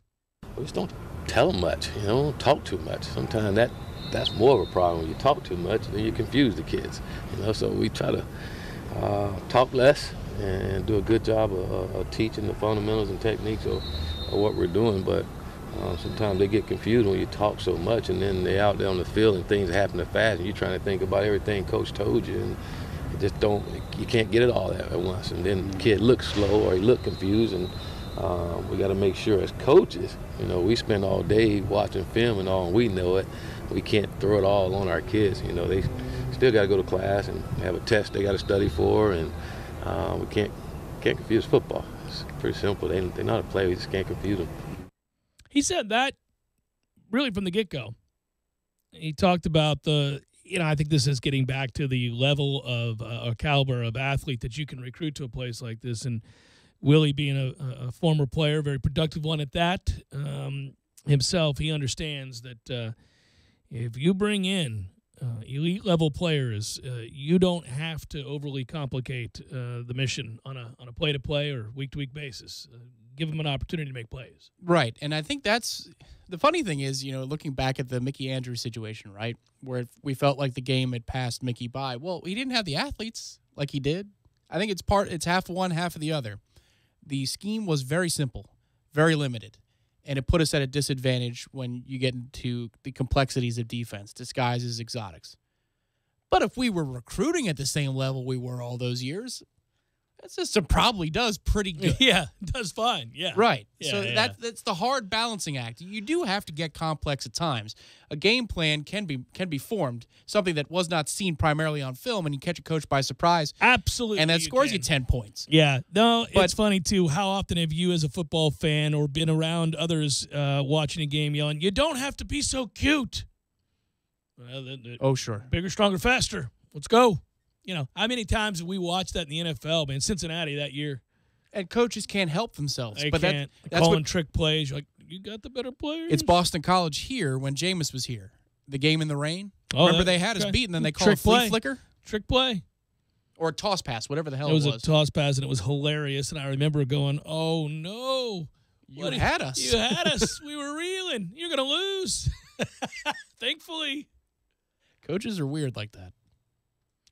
Because they are armed with so much that they say, oh, this will work. They've not seen this. The problem is it gets back to if you haven't practiced it much, or or you that's may still, not execute it. That's still a running back throwing the football, Right. dude. There's risk in here. the rain. It's the Sean Payton play against Minnesota in the playoffs this year.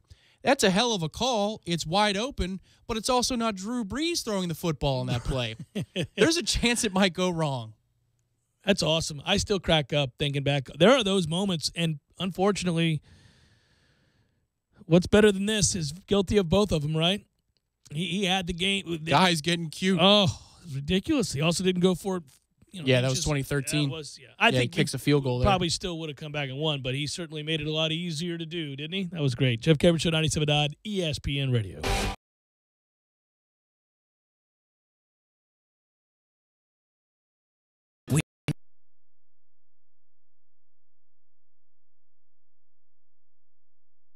Long-term, knowledgeable sales associates. They have the latest wheel balancing machine in the industry. And for passenger vehicles, they service AC, brakes, suspension, tune-ups, and much more. Never sit through a long wait. Nice Tire and Auto has 10 service bays to get you back on the road quickly. If you have tire problems, check out their large inventory with various Goodyear and Michelin tires. Nice Tire and Auto Service, 4792 Bluntstown Highway, 574-4100.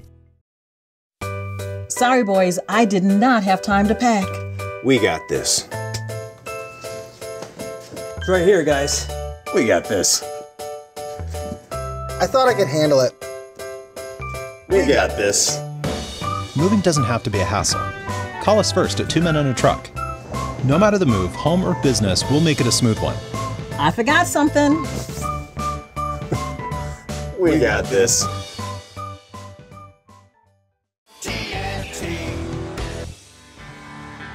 Smoother, bolder, sharper, comfier, smarter, fiercer, tougher, stronger, longer, greater, prouder. Gravely zero-turn mowers.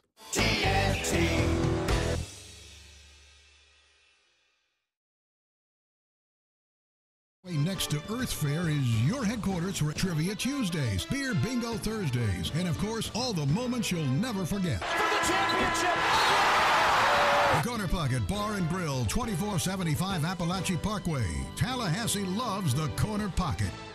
Ace is the place with the helpful hardware, folks. Don't miss Scott's Days at your local Ace, our biggest lawn and garden sale of the spring. Right now, buy any bag of Scott's fertilizer and get a free $5 reward. Come back and use it anywhere in the store to make your home or yard look great. Hurry in for great deals throughout the store during Scott's Days. Now through Monday, only at Ace. Limit one bonus reward per Ace Rewards account at participating stores through April 16th. $5 reward delivered by mail. Last month, March 2018, was the biggest and best month in Tallahassee Dodge Chrysler Jeep's history. And Tallahassee Dodge Chrysler Jeep is throwing a party to celebrate. A party? Yup, a big, gigantic family fun party Saturday afternoon, April 14th. I like parties. Will there be music? You bet. Live performances from Tallahassee's favorite, the Tobacco Road Band. How about food? And things for kids. Plenty of food, bounce houses, face painting, even clowns on stilts. It's gonna be a blast. Special pricing? Absolutely. Save with employee pricing on all new 2017 models in stock. And when you buy one of those very cool Chrysler Pacifica minivans, you'll get a DVD player for the back seat at no charge. No charge? Tallahassee Dodge Chrysler Jeep really knows how to throw a party. You bet they do. Save the date, Saturday afternoon, April 14th. And don't worry, it'll be over in time to get to the spring football game. Right, Gene? Right on the corner. And always right on the price. The national debt is now over $20 trillion. What happens next? Rising inflation drops in the dollar's value. Some experts say another crash is coming. You can fight this, not with stocks or bonds, but with gold and silver coins in an IRA from Augusta Precious Metals. Call 855-858-5807 and learn how an IRA backed by physical gold and silver can hedge against inflation. Call Augusta Precious Metals right now at 855-858-5807 and get a free gold IRA guide. Call 855-858-5807. I was driving in my car and I smelled a number 5 with fries. Hadn't stopped for lunch, made me realize it was just my ride. But with the new Febreze car, I got it under control. Now they come in light or bold, choose how you roll. Febreze car, roll with me and breathe happy Febreze. La la la la la. Don't just listen to The Jeff Cameron Show. Watch it live. The Jeff Cameron Show Streamcast. Live weekdays 3 to 6 p.m. Head to ESPNTallahassee.com today to watch live or catch up on demand. The Jeff Cameron Show Streamcast. Brought to you by Nice Tire and Auto, your trusted Goodyear dealer. Nice Tire and Auto, just minutes away from FSU campus. The Braves are back and ready to make 2018 the year they got back into the race for the National League East. High fly, deep to left field, back toward the wall. That ball is gone for Freeman. Atlanta Braves Baseball on 97.9 ESPN Radio is brought to you by Metro Deli, Tallahassee's perfect lunch spot, and by AmeriGas Propane, driving every day. Monthly play-by-play schedule available at ESPNTallahassee.com. You're listening to The Jeff Cameron Show on 97.9 ESPN Radio.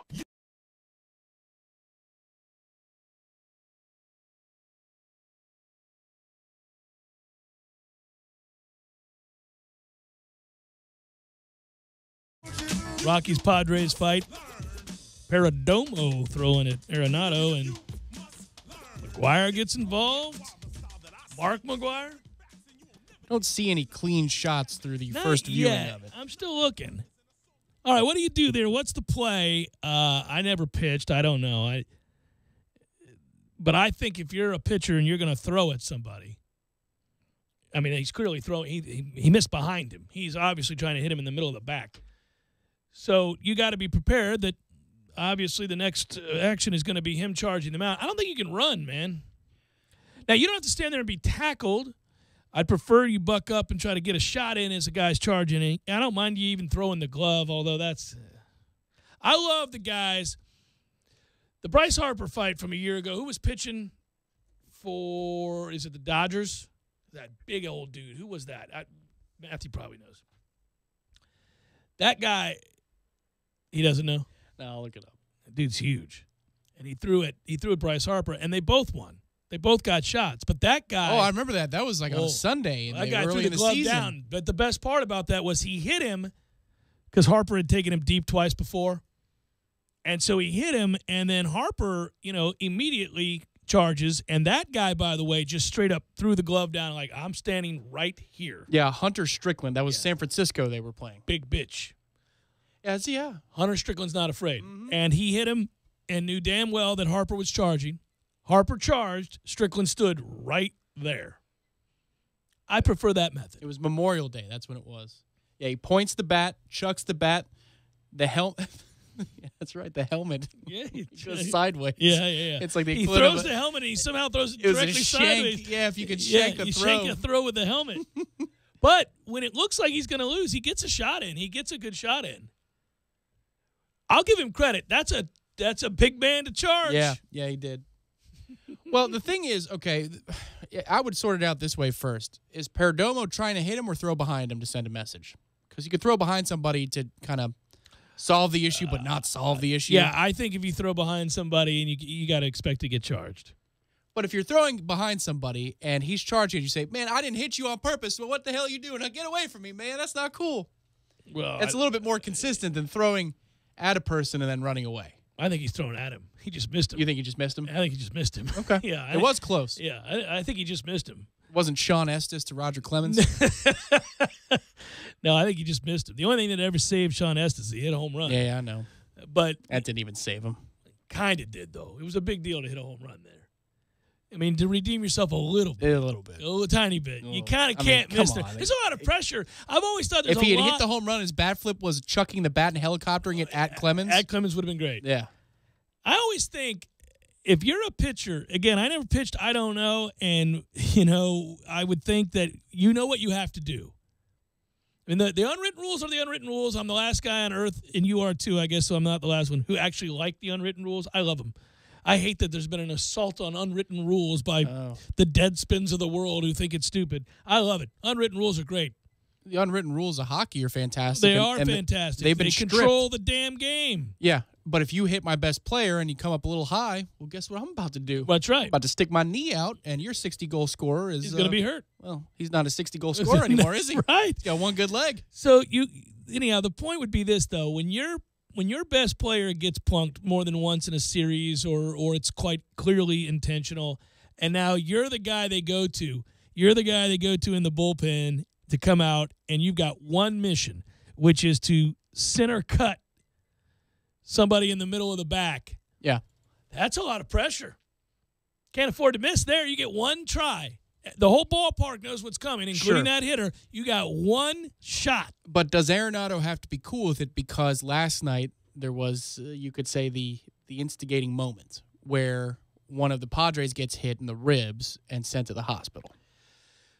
Okay, so you always, and this is why I like these rules. So if you get you hit, have to know the scenario by which he was thrown at. So I didn't watch anything to do with San Diego and Colorado. Why would I? I saw it had, I saw on Twitter it said retaliatory, and then Matthew just explained to me that the kid who got hit last night in the ribs was sent to the hospital.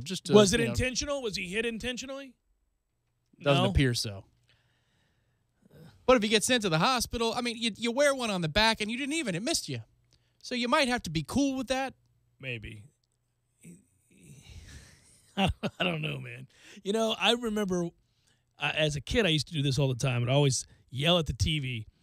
And this isn't about intentionally getting hit, when you're being thrown at.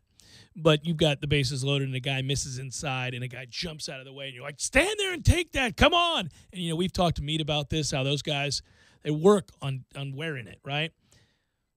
Screw that, man. Getting hit, and you know this, getting hit with a baseball hurts like hell. It hurts, and it's not a natural instinct to sit there and wear it. It's not. When a projectile is coming your way, your instinct is to get the hell out of the way. Yeah. No, if standing in the batter's box was war, I'd have 7 Purple Hearts. I love the fact that they did not diagnose the fact that you couldn't see the ball. Nope. And so you just kind of got by him.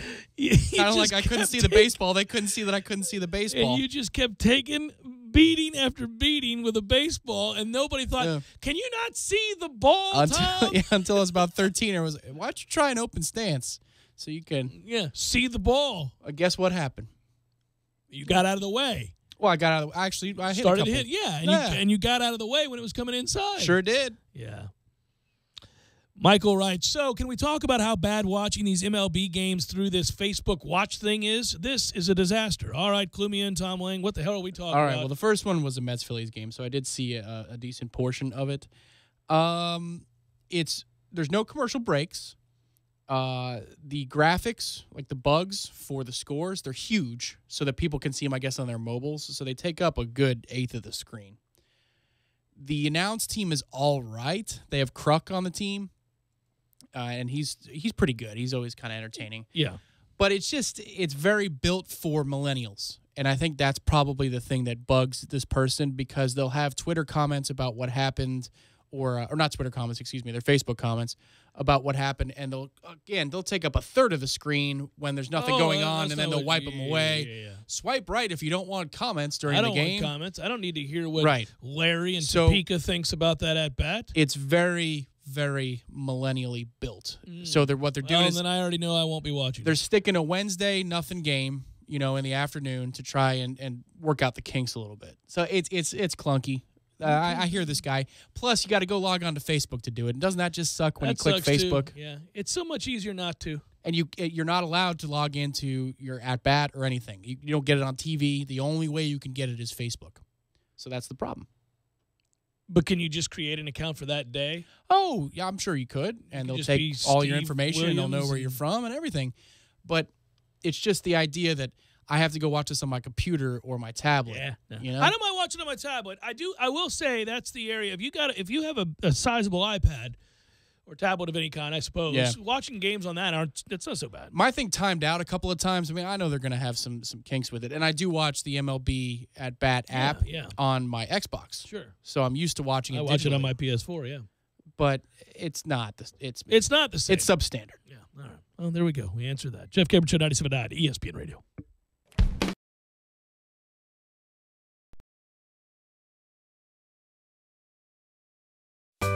Sorry, boys, I did not have time to pack.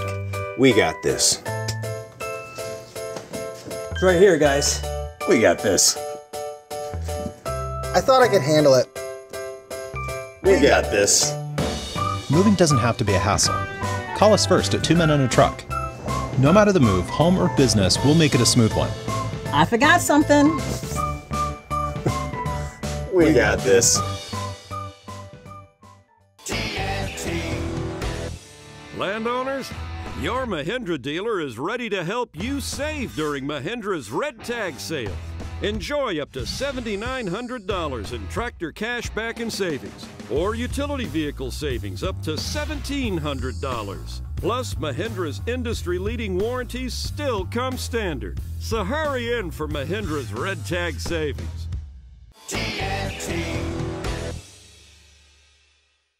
When you're in need of auto repairs, look no further than Nice Tire and Auto Service. Nice has been in business for 16 years with long-term, knowledgeable sales associates. They have the latest wheel balancing machine in the industry. And for passenger vehicles, they service AC, brakes, suspension, tune-ups, and much more. Never sit through a long wait. Nice Tire and Auto has 10 service bays to get you back on the road quickly. If you have tire problems, check out their large inventory with various Goodyear and Michelin tires. Nice Tire and Auto Service, 4792 Bluntstown Highway, 574-4100. The Los Angeles Kings.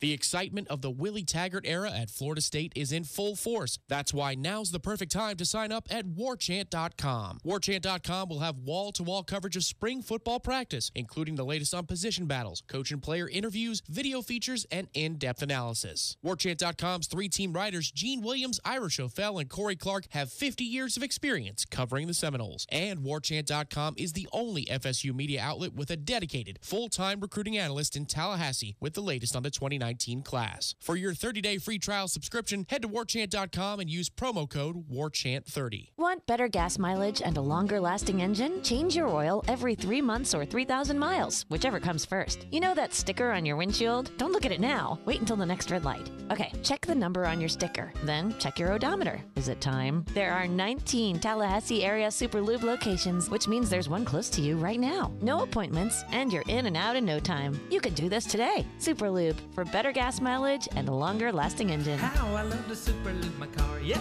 sir. From the beginning, they were applauded. The music that sold over 100 million records. Chicago, Friday, May 18th, 7:30 p.m. Donald L. Tucker Civic Center. The music of Chicago. Tickets are on sale now at TuckerCivicCenter.com. The Tucker Civic Center box office are charged by phone. Chicago. What a day for tennis. You ready to play? Is everything all right? This sinus pressure. Allegra D knows that allergy congestion can get in the way of enjoying the moment. Go ahead and practice without me. Allegra D helps you break through congestion fast. Allegra D combines a non-drowsy antihistamine plus a powerful decongestant for 24 hours of congestion-free breathing. Whoa, nice volley. How about another set? Only if you go easy on me. Get Allegra D and get back to the moment. Starts working in 1 hour. Available at the pharmacy counter. I give to you easy laundry service from my friends at Wash Around the Clock. Oh, buddy, this is a game changer. If you're like me, your life is hectic. Between work, school, your kids' sporting events and activities, well, it leaves you precious little time to kick back and take a load off. About the last thing you want to do is hours of laundry, but there it sits, staring at you, taunting. No more. That's right. More watching, less washing. Save hours of valuable time when you sign up not doing laundry with easy laundry service from Wash Around the Clock. Whether it's dry cleaning or just plain laundry, Wash Around the Clock's easy laundry service will pick up and deliver at your home or office. So sign up for free today at easylaundry.net, or you can give them a call, 850-597-9007. Again, sign up today at easylaundry.net. Oh, and by the way, I got you. Use promo code JCS20 and save 20%. That's promo code JCS20. You're saving 20% on your first order. That's easylaundry.net from Wash Around the Clock. And now, Jeff and Eddie wasting time when they're supposed to be recording a commercial. What do you think about this team this weekend? Crazy, huh? Really fast. And they're good. Where do they come from? Never thought about it. Oh, Never my thought goodness. about it. But then that one guy does that thing. I had and, 2 people call about it. It's ridiculous. It's the talk of the town. Gordo's, bringing the flavor and flair of Cuban food to Tallahassee since 1996. Oye, amigo, it is the Dan Le Batard Show on ESPN Radio. Home run calls. They're back in play for me today. I miss doing it when I don't get to do it. What I've been toying with is, that ball is well hit to right center field, and like Ben Affleck's depressing directorial debut, that one is gone, baby, gone. The Dan Le Batard Show, weekdays at 10 a.m. on 97.9 ESPN Radio. Live from the AmeriGas Propane Studios in the capital city of Tallahassee, this is the Jeff Cameron Show on 97.9 ESPN Radio. It's Balls Mick Wednesday. Balls your flag. Brought to you by TNT Supercenter, 14585 U.S. Highway 19, Thomasville, Georgia. Your one-stop shop for all your outdoor entertainment.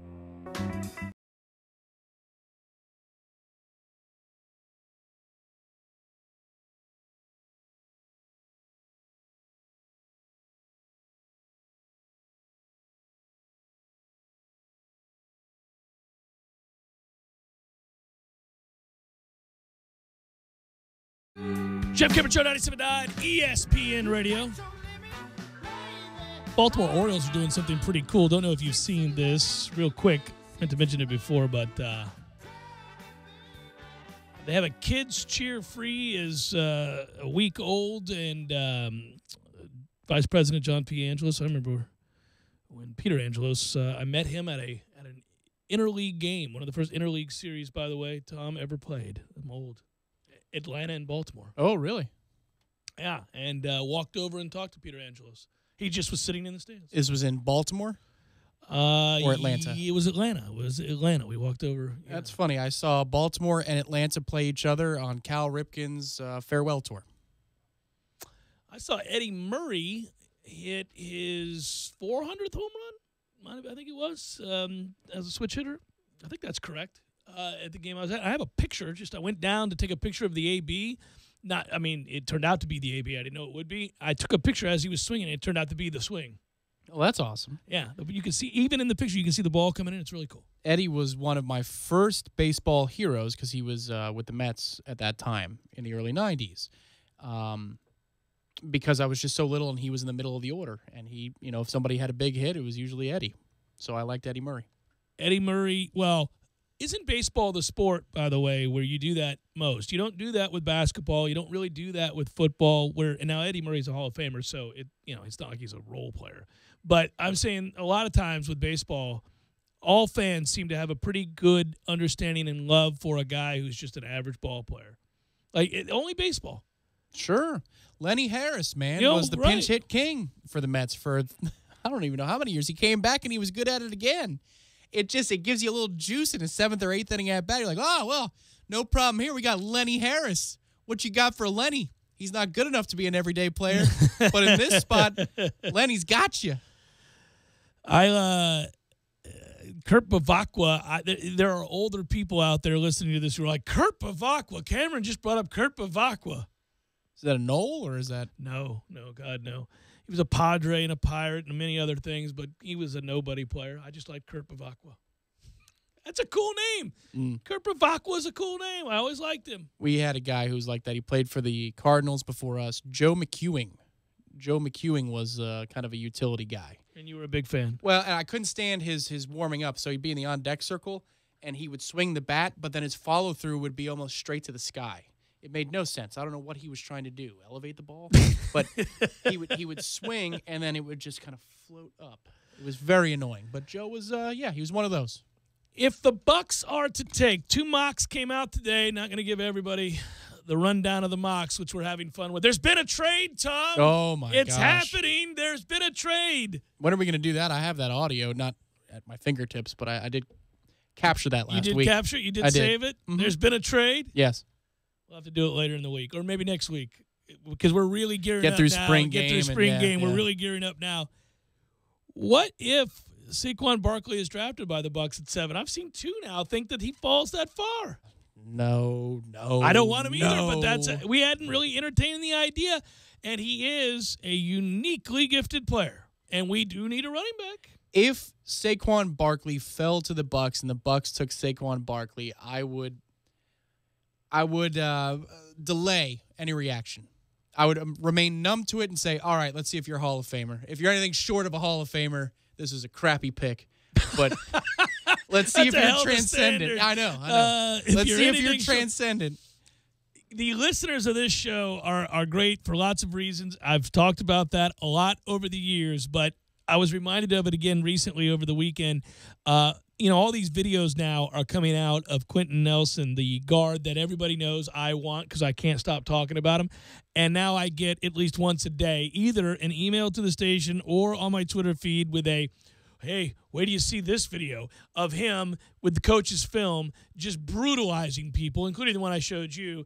And yes, I'm further salivating about the prospects of him, but it's cruel and unusual because we're not going to get him. He's not going to fall to 7. And so I'm starting to move to that place where I have to decide, all right, to get past it, to get over it, to understand that the expectation is we're going to end up with somebody else. And I've been kicking around the idea of about 4 or 5 guys, and I hadn't really thought about Saquon Barkley. How would I really feel if we got Saquon Barkley, who is a badass and probably a stabilizing force, I would think, in the locker room, like a really good guy, stand-up, hard-working guy, is beloved by everybody, and, oh, by the way, immensely talented at a position of need. I don't know why I excluded him from the list of people that are viable candidates to come to Tampa. But if Nelson was available and you had to wait those 5 minutes, how would you feel? Would you feel just so nervous you don't know what to do? Well, the thought of us screwing this up and going with, like, Minkah Fitzpatrick or something, yeah, it would probably overwhelm me. I'm not saying Minkah Fitzpatrick won't be great. The lust for the pick, would that overwhelm you? Well, right. Remember we had this happen a year ago.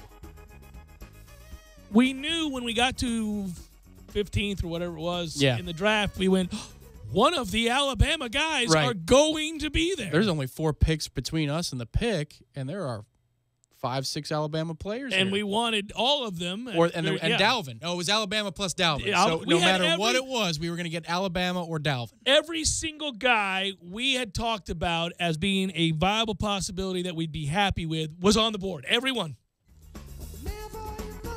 And remember, I turned to you and I go, I know this hurts you, but the more sensible pick is O.J. Howard. And you, to your credit, went, I think that's true. That's right. We were actually we snuck to a place where we could watch that pick together. And, yeah, that's where I'd be a good general manager or front office guy. I wanted Dalvin by hook or crook, but then that was presented to us as an option.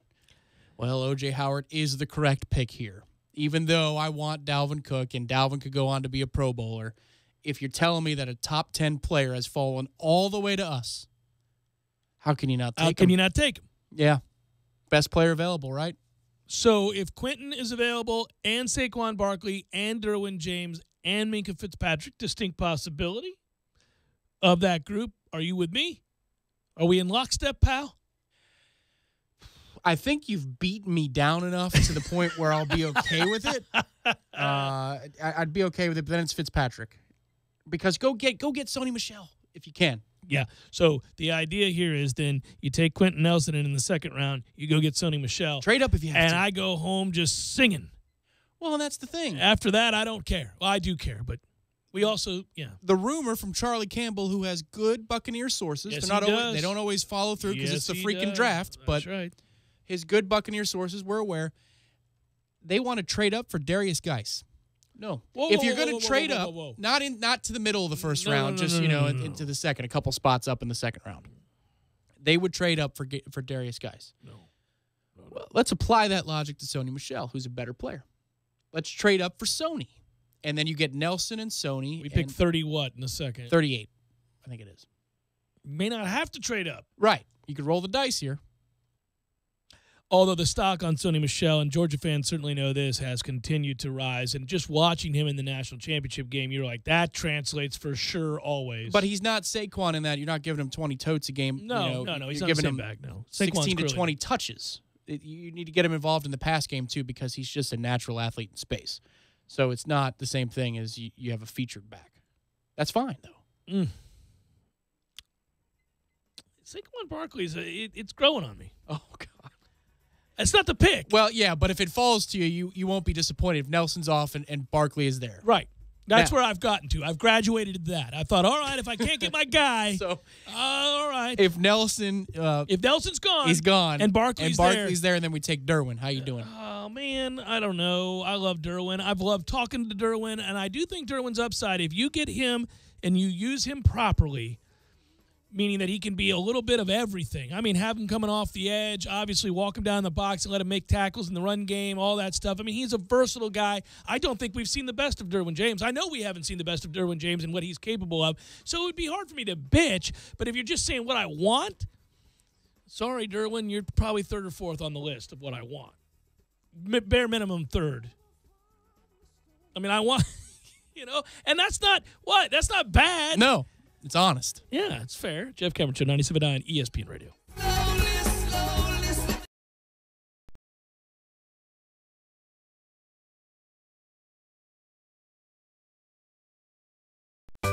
Sorry, boys, I did not have time to pack. We got this. It's right here, guys. We got this. I thought I could handle it. We got this. Moving doesn't have to be a hassle. Call us first at 2 Men and a Truck. No matter the move, home or business, we'll make it a smooth one. I forgot something. We got this. Landowners, your Mahindra dealer is ready to help you save during Mahindra's Red Tag sale. Enjoy up to $7,900 in tractor cash back and savings, or utility vehicle savings up to $1,700. Plus, Mahindra's industry-leading warranties still come standard. So hurry in for Mahindra's Red Tag savings.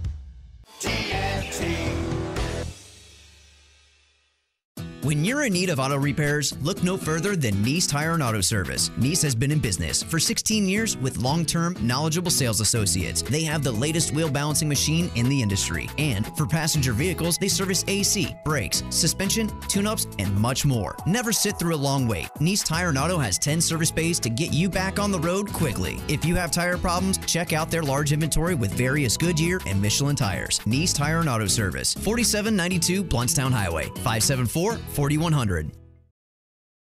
There's the pond, the bunker, the rough, the even rougher.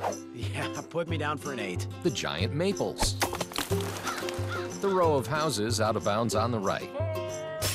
The angry flock of geese who've surrounded your ball. Even the occasional groundskeeper you had no clue was there.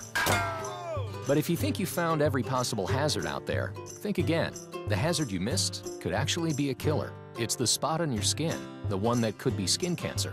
Fact is, if you're a man over 50, you're in a group most likely to develop skin cancer, including melanoma, the kind that kills one person every hour. 1 in 5 Americans is likely to develop a form of skin cancer during their lifetime. That's why your best shot is to check for a spot. It's easy. Follow through and check your skin. It could be the save of a lifetime. Go to spotskincancer.org to find out how. A message from the American Academy of Dermatology.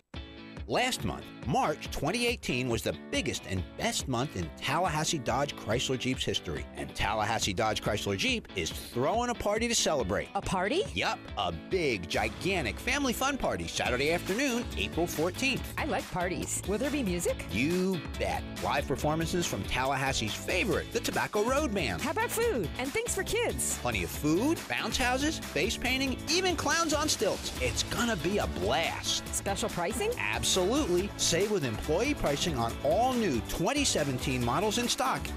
And when you buy one of those very cool Chrysler Pacifica minivans, you'll get a DVD player for the back seat at no charge. No charge? Tallahassee Dodge Chrysler Jeep really knows how to throw a party. You bet they do. Save the date, Saturday afternoon, April 14th. And don't worry, it'll be over in time to get to the spring football game. Right, Gene? Right on the corner. And always right on the price.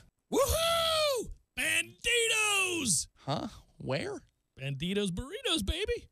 Hi, honey. How was your day? It was fine. Pretty uneventful. How about you? Well, I called the auditors this afternoon and made an appointment for one to come out to the house. Wait, what? Have you lost your mind? Auditors? Why would you call them? Now we have to find our tax returns, paycheck stubs, and financial records, not to mention all those forms. Good grief. Relax, honey. It's not that kind of auditor. It's not? No. I called the City of Tallahassee Utilities and scheduled a free energy audit. Energy audit? Right. It's when an energy auditor from our own utilities comes out to the house, examines the structure, and checks our energy and water systems, and then recommends changes we might make to save energy, water, and money. And you said it's free? Absolutely. It's free from the City of Tallahassee Utilities, our own utilities. Sounds good to me. Let's save some money. If you're a City of Tallahassee residential, electric, and natural gas customer, you can schedule a free energy audit. Call 891-4YOU. That's 891-4968. And schedule your free energy audit at a time most convenient for you. A message from the City of Tallahassee Utilities, your own utilities.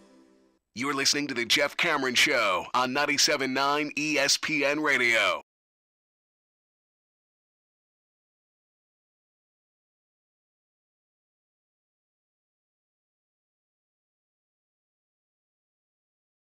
Brought something up at the start of last segment, got sidetracked by my overriding concerns for the Buccaneers draft, and didn't finish or follow through with the story, which I think is cool. It's an experiment by the Baltimore Orioles, and we'll see if the long-term effects to a new tier of ticket prices will have an effect on the organization, but also on the game of baseball. In March, the Orioles announced that this season they would launch Kids Cheer Free. It's a program in which an adult who purchases an Upper Deck ticket can receive 2 more gratis for that game, so long as those that go with are 9 years old or younger. Nicely done. It was a novel idea, obviously. Interesting in the context of Major League Baseball's annual revenue boom amid a decade of really struggling, flagging attendance, if you will, which has dipped from a record 79.5 million in 2007 to less than 73 million just last year. Quote, when a sport says every year we're now at 8 billion, 9 billion, 10 billion, how did the league or the industry get there, says John P. Angelos, the exec with the Orioles. I'll tell you how. Baseball didn't get there by raising the number of people walking in through the door. The Orioles recognized this firsthand. Their attendance barely breaking the 2 million fan threshold last year, threatening to retreat even further this year. Letting kids in for free, however, isn't simply a play for immediate gratitude. It's an Angelos effort to breed a new generation of Orioles fans who choose Baltimore over the team 40 miles southwest in Washington. So, kids cheer free every night for the rest of the summer. Hot dogs are $1.50. 12-ounce beers cost $4. Fans can bring in anything they want from the outside, and all those perks set across the backdrop of Camden Yards. Nicely done. That's been something that has been experimented with before. The old Braves Park, you could bring in a cooler, and it had to be a certain size, and all of that. But they've tried to do that before, and I do think that's kind of a modern wave of things that will occur in ballparks all over the league, something akin to that. But also baseball is smart enough to know, and you can bet Manfred and others have strongly encouraged owners across the board to welcome in kids to the game in some way, very, very cheap, free or otherwise, because number one indicator of sport growth and that you'll be a fan is whether or not you play it or go to see it live in your youth. Yeah, and the aforementioned Cal Ripken game I went to in Turner Field, you could bring a cooler in, and that's what we did. I made a sandwich, had a soda, all that stuff. And anecdotally speaking, you're right, it does work in this sense. My family, they're all Mets fans, except for my youngest sister. She's a Yankees fan. The reason? She went on a couple of field trips as a young kid to go to Yankee Stadium, and that was their day at the ballpark. So she fell in love with the Yankees because it was the first game that she really went to with her friends. Right. It was an experience. It works. This will work for Baltimore. Yeah, it will work. It's awfully smart, and they went through a financial crisis, and they understand that you got to get people, into the ballpark, watching your product, and reward them. Quote: if you want to be in touch with a consumer, the fan that pays the bills, it's always price and value. It's really not a debate. If the audience thinks they're getting a good price value, then they are. If they don't, they won't. You can't spin that. You can't press release your way out of something like that. You can't argue with people and tell them they're wrong. They either think it's worth it or they don't. Final hour forthcoming. Jeff Cameron Show, 97.9 ESPN Radio.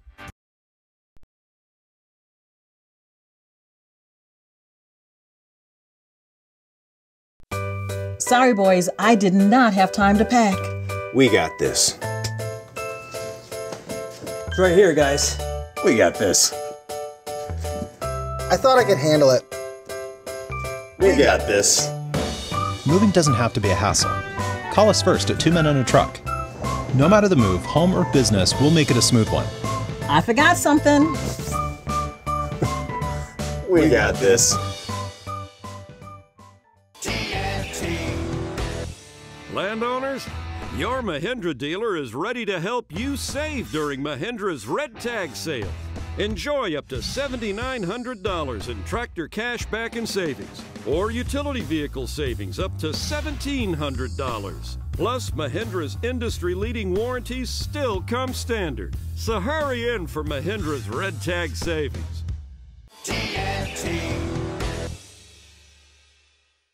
When you're in need of auto repairs, look no further than Nice Tire and Auto Service. Nice has been in business for 16 years with long-term, knowledgeable sales associates. They have the latest wheel balancing machine in the industry. And for passenger vehicles, they service AC, brakes, suspension, tune-ups, and much more. Never sit through a long wait. Nice Tire and Auto has 10 service bays to get you back on the road quickly. If you have tire problems, check out their large inventory with various Goodyear and Michelin tires. Nice Tire and Auto Service, 4792 Bluntstown Highway, 574-4100.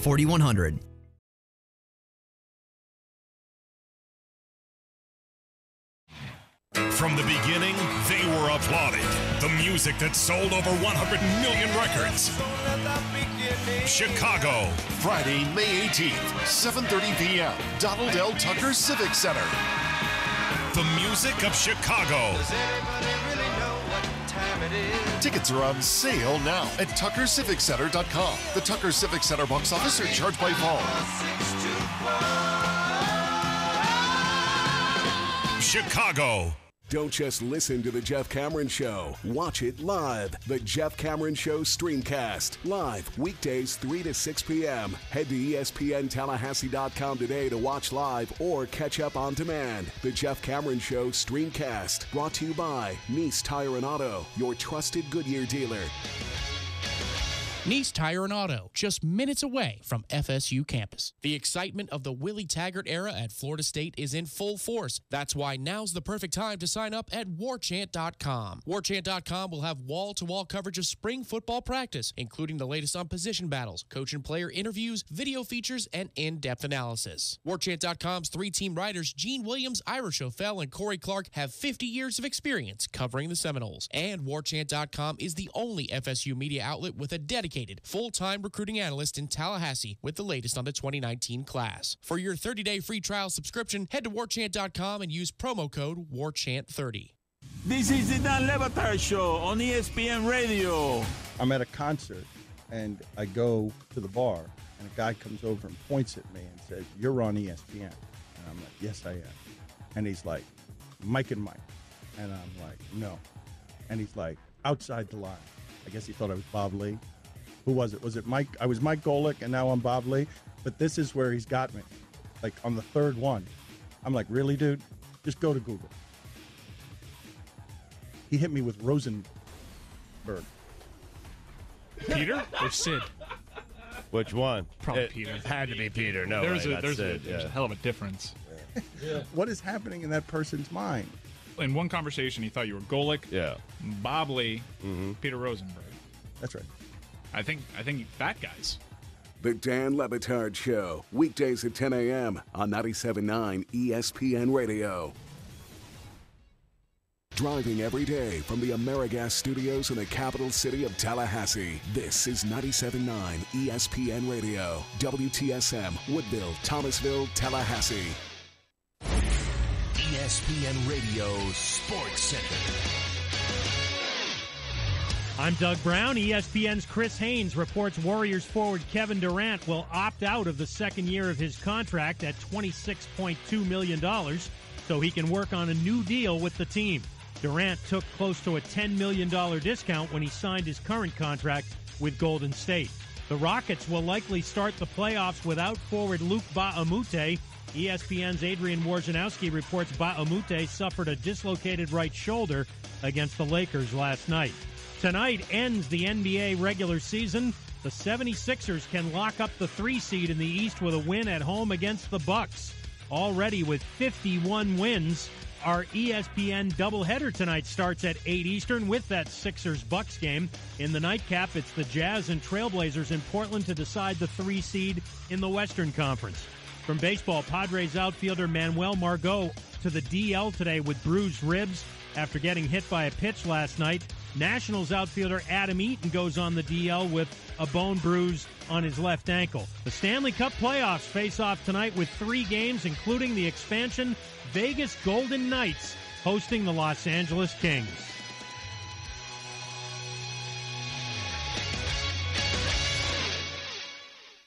Live from the AmeriGas Propane Studios in the capital city of Tallahassee, this is the Jeff Cameron Show on 97.9 ESPN Radio. It's Balls Mick Wednesday. Brought to you by TNT Supercenter, 14585 U.S. Highway 19, Thomasville, Georgia. Your one-stop shop for all your outdoor entertainment.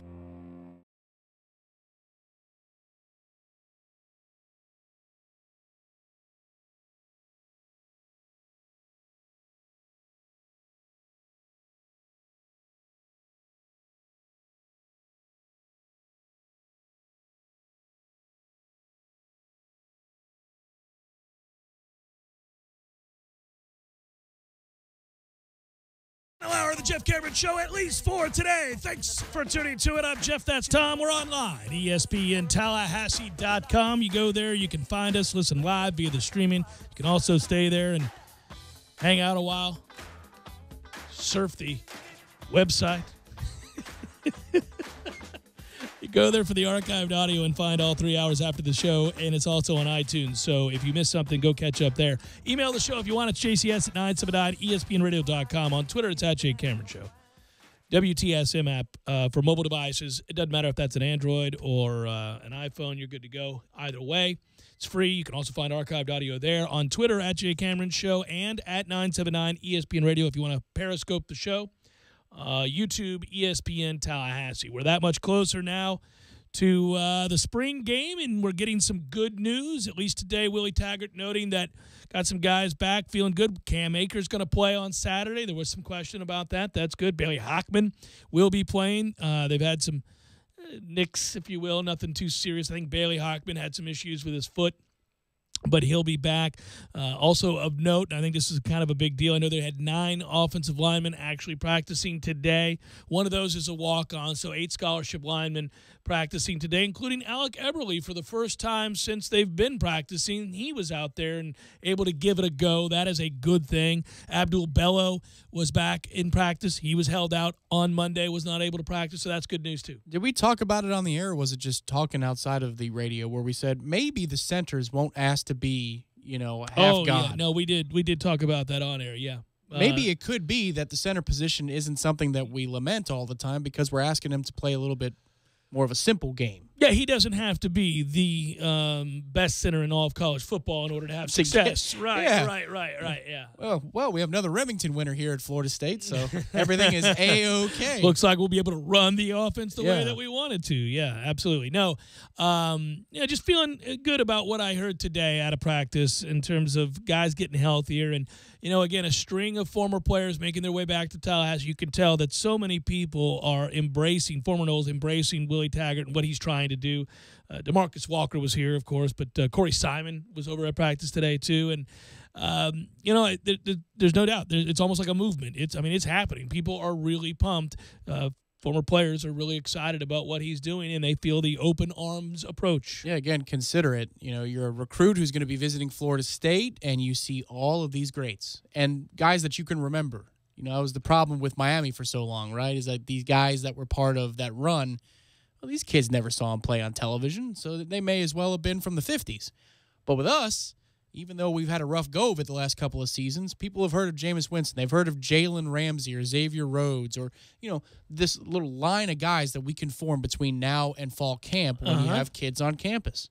Deshaun Jackson was in town yesterday working with Jameis. Do you see that? So he was getting his side work in But he may not have gone to Florida State, or your recruit coming around, checking, and you're saying, oh, my God. Always good to see that. NFL guys come up here and work out of the IPF. You know what I thought was interesting? Terrence Brooks, former Knoll, of course, Jimbo Fisher era, national champion, great player, unheralded in some ways because he was on a team full of great players, but really was a big part of what we did defensively. Anyhow, he said on social media, I think on Twitter, that I wouldn't give up the Natty for the world, but I sure would have liked to have experienced the Willie Taggart era and added him and everything else. So I think a lot of those guys, I mean, that's kind of interesting. I don't, listen, it's no secret. I don't think Jimbo was all that easy to play for.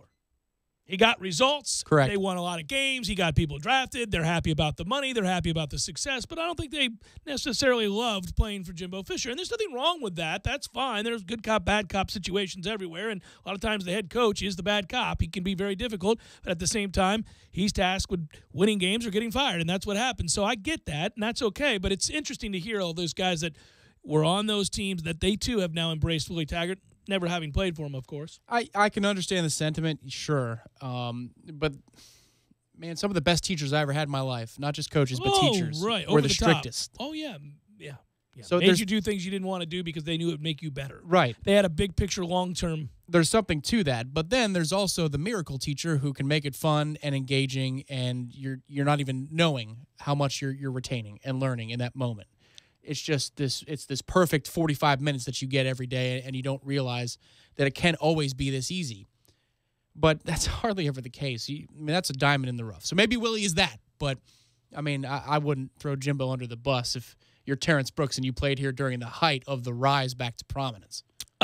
Willie himself did talk today, did come out and meet with the press and talked about what they're trying to do, and we've got some audio from that as well, and played it earlier in the show in the first hour. We'll play some here for those of you jumping in the car. He's talking about Harlan Barnett. We kind of talked a little bit about how much more difficult it is for the defense once these kinds of offenses that they're implementing currently get in form, how difficult it is to defend that, right? We saw that firsthand.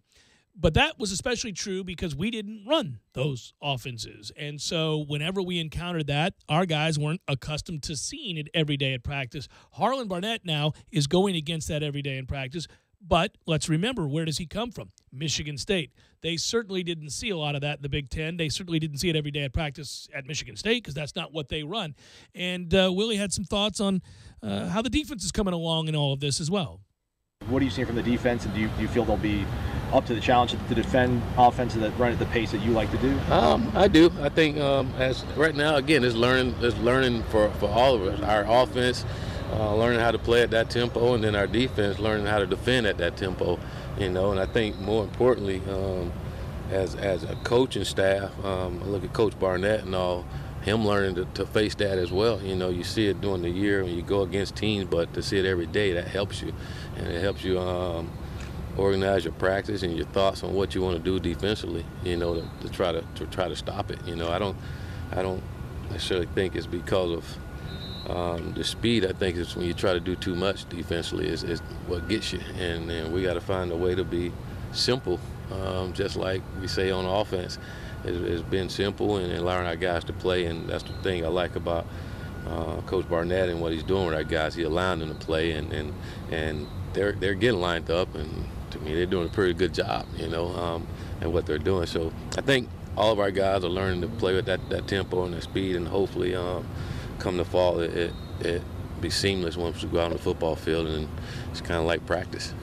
Simplify, simplify, simplify seems to be the overriding message time and again when you hear Willie Taggart talk. Whether he's talking about the offense and what they're trying to do and their efforts to teach and implement this spring. Same with the defense. That is a reoccurring theme. There's no doubt. And he was asked a question later by Ira. It was kind of inaudible the first time we played the clip, so I cut that part of it out. But I thought it was interesting that he was at least willing to say, this is how I do things. And there's smiles everywhere. Right. Obviously, you guys are smiling. The players are smiling, the coaches are happy, and the support staff, everybody seems to be quite thrilled. But it did work for Jimbo, too. Yeah, what he did worked, right. Yeah, he won a lot of games. He said they won a lot of games around here. Right. Right, yeah, no, he's willing to show that, too, and I do think that's important. Well, different methods. Go ahead and play that clip, Willie Taggart, about different methods. I don't necessarily say if that's a good thing about a coaching change. I don't think, as a player, I don't think you ever want that necessarily, but I just think it's just a different way of doing things, and we're just excited about how we're doing it. You know, everybody have a different way of coaching and doing certain things, and it works for everyone. Again, the way they did it before, they won some ball games, and so I think each individual is different. You know, and again, we try to make it fun. I believe in that. I mean, it is a game, and you want to make it fun, but you also understand that we got to do the thing that it takes to win. You know, I asked Willie Taggart when I met with him the last time about what led him to choose this offense, to run this system, because he didn't always. And he was talking about when he was at USF. It almost sounded as if it happened by accident. He was trying to run a more traditional pro-style offense at USF, and they weren't having a lot of success. And he didn't have the personnel requisite to run that and execute that. And that every time they got into the 2-minute before the end of halves, they would have a lot of success, and they would tend to spread it out and play, obviously, a lot quicker. And he noticed how much fun they were having, and they were having a lot of success with it.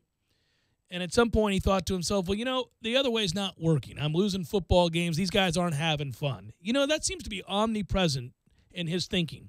It's a business, and we got to win games, and, you know, there's a lot on the line. I get all of that. But he never seems to lose sight of the fact that he wants whatever it is they're doing to be fun, while remaining, obviously, aware that that's all well and good, but you have to win. But it seems to be something that he is I don't know, he's looking at as they implement this in camp for spring. Simplification and have some fun. Let's return some enthusiasm to what we do. We're not robots here. This is a game. But I don't want to overwhelm you. I want you to be able to be an athlete, and let's kind of, hey, listen, it's a fine line. There's a balance here, but I'm doing something that's pretty easy to learn. So we got time, but have some fun and get into it while you're learning. My question will be is if we succeed, and if Willie does what he intends to do, and we're competing for national titles, ACC championships, and all that stuff, will the philosophy change? Will the mantra change in 2 or 3 seasons from now? When people adjust? Or? Well, the reason I asked that question is it's always been a reclamation project where he's gone. USF was in dire straits, and then they weren't winning when he was still there, and he had a couple of years to kind of get his program going. So he made the change to more fun, more fast, and all that stuff when things weren't working. Go to Oregon. Well, they just had to fire a coach, and you're trying to get your team back to bowl eligibility and all that stuff. So you got to, again, nobody wants to be around the program. Nobody wants to be around the facilities. Got to make it more fun. Come here, coming off a coaching change, same thing. You've got to get people to invest in the game again. I just wonder if there is a line of delineation between this being his overriding philosophy and what he's learned, or the last couple of jobs, the last few seasons he's been around, you've had to get these guys to believe and have fun again. It's the same problem, just at a different university. So if, let's say, we fast forward to next spring and things aren't going as well as he wants, will he change? At what point does he get tough on kids? I'm sure he does, but in the media. Right now, it's all about reinforcing the message. Building them back up. Right. You know, they went through a terribly difficult season a year ago, obviously, and we did. I asked him at the press conference what was his relationship. Basically, I asked him what was his relationship like with players. What was his coach-to-player relationship like? And how is it going to change as we get set to start spring practice? And he said he didn't think it would change very much. When you say dynamic, like relationship between you and your players. I want to be like father son. You know, we go in and recruit these guys and take them away from their parents, their families, and say we're going to take care of them, and that's what we want to be able to do. You know, and then I also want to be their coach, be a mentor, and help those guys reach their great dreams, goals, and aspirations. You know, and you do that by holding them accountable and making sure that they're doing the things that they say they want to do when they decide to come here. And I know every last one of them wanted to come to Florida State to graduate and win championships. And they got to have that mindset every single day at everything that we do and compete that way at every drill, every meeting, every class, but trying to get our entire football team to feel that way. You know, the holding him accountable part is, again, I mean, I think that's the aspect of what you don't see behind the scenes, and that you were talking about a moment ago. When does he get tough on players? I think he's probably always tough on players, in that he has a standard, and he says you have to live up to this or you're just not going to play. Or you're not going to be a part of it. Well, I mean, there are moments when he can be downright cold, and he's not trying to be. When he talks about, I'm going to try to recruit somebody over you. You know, you're here to keep a job. Cool. You know, I recruit you to take a job. And if you get that job, well, I'm recruiting the next guy to take your job. Right. And if you don't live up to the standard, then he is going to take your job. And that way, he's very much like Jimbo. Right. There's an honesty and a brutal honesty element to that. But again, I think there's at some point going to be a message shift between reinforcing the idea of playing loose and having fun when he's talking to the media and trying to tell people what he's trying to do. He's building them up. You know, the drill sergeant has already been here. He already broke them down. So now you got to build these guys' spirits back up. But once the spirits are built up, now how do you rein them back in? I just wonder what that's going to be like. I think that's going to be a fascinating element because it's a challenge he hasn't had. I think he was about to do that at Oregon, but he left after a season. Yeah, and I do think, man, right off the bat, all the kumbaya stuff that we feel currently, and it's a good thing to feel. I understand it, and he has said and done all the right things. I mean, this has been a very smart plan that he's implemented, and I think up to now, obviously, it's working. But again, we keep repeating that won't mean anything, won't mean a hill of beans if they don't win. But you get Virginia Tech right off the bat. I mean, the countdown begins after Saturday. I mean, it just does. We start thinking about what that means, what that could mean for the season, what's possible. That place is going to go nuts at the start of that football game. I get the chills thinking about it right now in April. And that is what comes with bringing in a new regime, what comes with bringing in a new coach, a new system, a new way of doing things. But the expectations about winning and winning big never change around here. It is the blessing that is to be able to cover this university, this program, because that scale never changes. Well, yeah, you know what I'm thinking about as it relates to the Virginia Tech game is around this town Saturday night and Saturday for college football. You go to any one of these watering holes to watch college football. All the fans that have come up, they decided to make a long weekend of it in Tallahassee. Then Sunday, there's another game. I think that's the Notre Dame-Michigan game. Yeah. You're just watching all of these games with Noel fans Fuel who in are the fire, frothing at the mouth and ready to go. There's going to be an energy here for days. I keep hearkening back to the energy that was here when Oklahoma came to town, and I still remember we finally recaptured what I remembered about the greatest games of the 90s, that it had been so long since we had truly recaptured the magic, which is a Saturday night at Doak. This will be a Monday night, but a Saturday night at Doak. And I'd forgotten what that was. I really had forgotten what that felt like. And then it was a distant memory anyhow. And then to feel it was palpable. The energy that night, man, giddy. You know, you get goose pimples. It was incredible. And I do think you'll get something akin to that first game against Virginia Tech. People are dying to see it. Save for, the result of the game, one of my favorite weekends ever for Florida State football in terms of just the memories of being around friends, and it went on forever, was Miami Monday Night 09. That weekend, just in my life, I was just done with school or just wrapping up school. Man, you talk about the entire town. Because we had Jimbo and the offense, we thought with Ponder, things were, starting to turn around. And that offense would be pretty good that season, it would turn out. Yeah. That is just something you don't forget. It's that extra little bit of energy, and that's what they're selling by the bottle, by the case, if you're a season ticket rep for Florida State, and it's working. It's going to work. This place, this whole town is going to be jam-packed from Friday through Tuesday morning. It's going to be awesome. It was also fun to see that Randy Shannon was still there. Well, he got the win, Well, that night, yeah, nice catch. You're still mad. I can see it on your face. I shouldn't have said anything. Yeah, that's a toughie. Got to catch that one. Well, yeah, it's just, again, from my angle, I can still see it. As clear as I can see Kelvin Benjamin's catch from where we stood next to each other in the Rose Bowl. I can see Jarman's 8-0. He drops to his knees, and then the ball disappears from my view, and I just don't understand. I don't understand. 38-34? For that game? The Miami game? I think right? that's right. Is that right? There was still a second or two on the clock, We got too. screwed, yeah. Jeff Cameron Show, 97.9 ESPN Radio.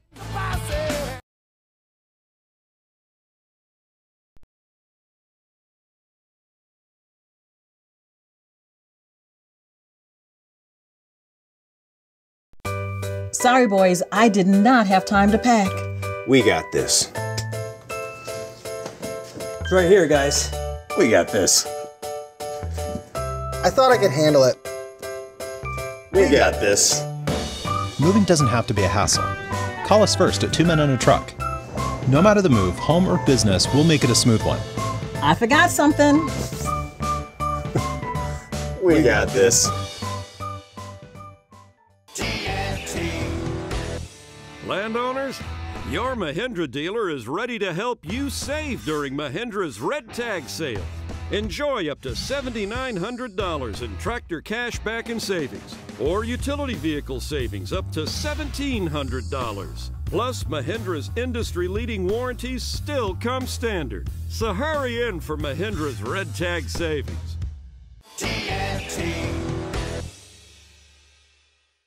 When you're in need of auto repairs, look no further than Nice Tire and Auto Service. Nice has been in business for 16 years with long-term, knowledgeable sales associates. They have the latest wheel balancing machine in the industry. And for passenger vehicles, they service AC, brakes, suspension, tune-ups, and much more. Never sit through a long wait. Nice Tire and Auto has 10 service bays to get you back on the road quickly. If you have tire problems, check out their large inventory with various Goodyear and Michelin tires. Nice Tire and Auto Service, 4792 Bluntstown Highway, 574-4100. In Thomasville, Georgia. Games for Less, the only locally owned and operated gaming store in town, has Tallahassee's largest selection of new and used video games and game systems. The future of video gaming is at Games for Less, where they have both the PS4 and Xbox One. It's time to trade in your old systems and elevate your gaming experience now. Games for Less is also your headquarters for the best in retro gaming. Atari 2600, original Nintendo, Super NES, or Sega Genesis, you name it. They got it at Games for Less. Games for Less, the Super Walmart Shopping Center on Appalachia Parkway. Give them a call today at 850-219-3535. That's Games for Less. The perfect lunch spot. A nearly impossible find. Thankfully for Tallahassee, we have Metro Deli. A downtown gem for over 15 years, Metro Deli is locally owned and features the best deli meats, cheeses, breads, and ingredients in the city. Enjoy daily specials and soups, salads and wraps. There's something for everyone. Metro Deli offers online ordering for pickup or delivery and will cater your office breakfast or lunch too. Tallahassee's perfect lunch spot is Metro Deli. MetroDeliTally.com. That's MetroDeliTally.com. Barry knows cool. He's keeping you comfortable. Barry knows cool. You can put him to the test. Turn up the savings and be comfortable this spring when you turn to the experts at Carrier and Barano Heating and Air. Get $1,200 in cool cash rebates when you purchase a select Carrier system and get up to 60 months no interest on all purchases. Learn more at BaranoAC.com. Barano Heating and Air Conditioning. Florida license CAC 057652. You can't print invoices without ink. You can't print status reports, spreadsheets, or that report due in 12 minutes without ink. No, you can't print anything without ink. Luckily, Staples has a huge selection of ink and toner in stock and at great prices every day. This week only, buy 1 HP ink at Staples and get a second 30% off. So stock up now, because you can't afford to run out of ink. Ends 4/14/18. See store associate or staples.com for details. Restrictions may apply. Last month, March 2018, was the biggest and best month in Tallahassee Dodge Chrysler Jeep's history. And Tallahassee Dodge Chrysler Jeep is throwing a party to celebrate. A party? Yup, a big, gigantic family fun party Saturday afternoon, April 14th. I like parties. Will there be music? You bet. Live performances from Tallahassee's favorite, the Tobacco Road Band. How about food and things for kids? Plenty of food, bounce houses, face painting, even clowns on stilts. It's gonna be a blast. Special pricing? Absolutely. Save with employee pricing on all new 2017 models in stock. And when you buy one of those very cool Chrysler Pacifica minivans, you'll get a DVD player for the back seat at no charge. No charge? Tallahassee Dodge Chrysler Jeep really knows how to throw a party. You bet they do. Save the date, Saturday afternoon, April 14th. And don't worry, it'll be over in time to get to the spring football game. Right, Gene? Right on the corner. And always right on the price. Ace is the place with the helpful hardware, folks. Don't miss Scott's Days at your local Ace, our biggest lawn and garden sale of the spring. Right now, buy any bag of Scott's fertilizer and get a free $5 reward. Come back and use it anywhere in the store to make your home or yard look great. Hurry in for great deals throughout the store during Scott's Days. Now through Monday, only at Ace. Limit 1 bonus reward per Ace Rewards account at participating stores through April 16th. $5 reward delivered by mail. You're listening to The Jeff Cameron Show on 97.9 ESPN Radio.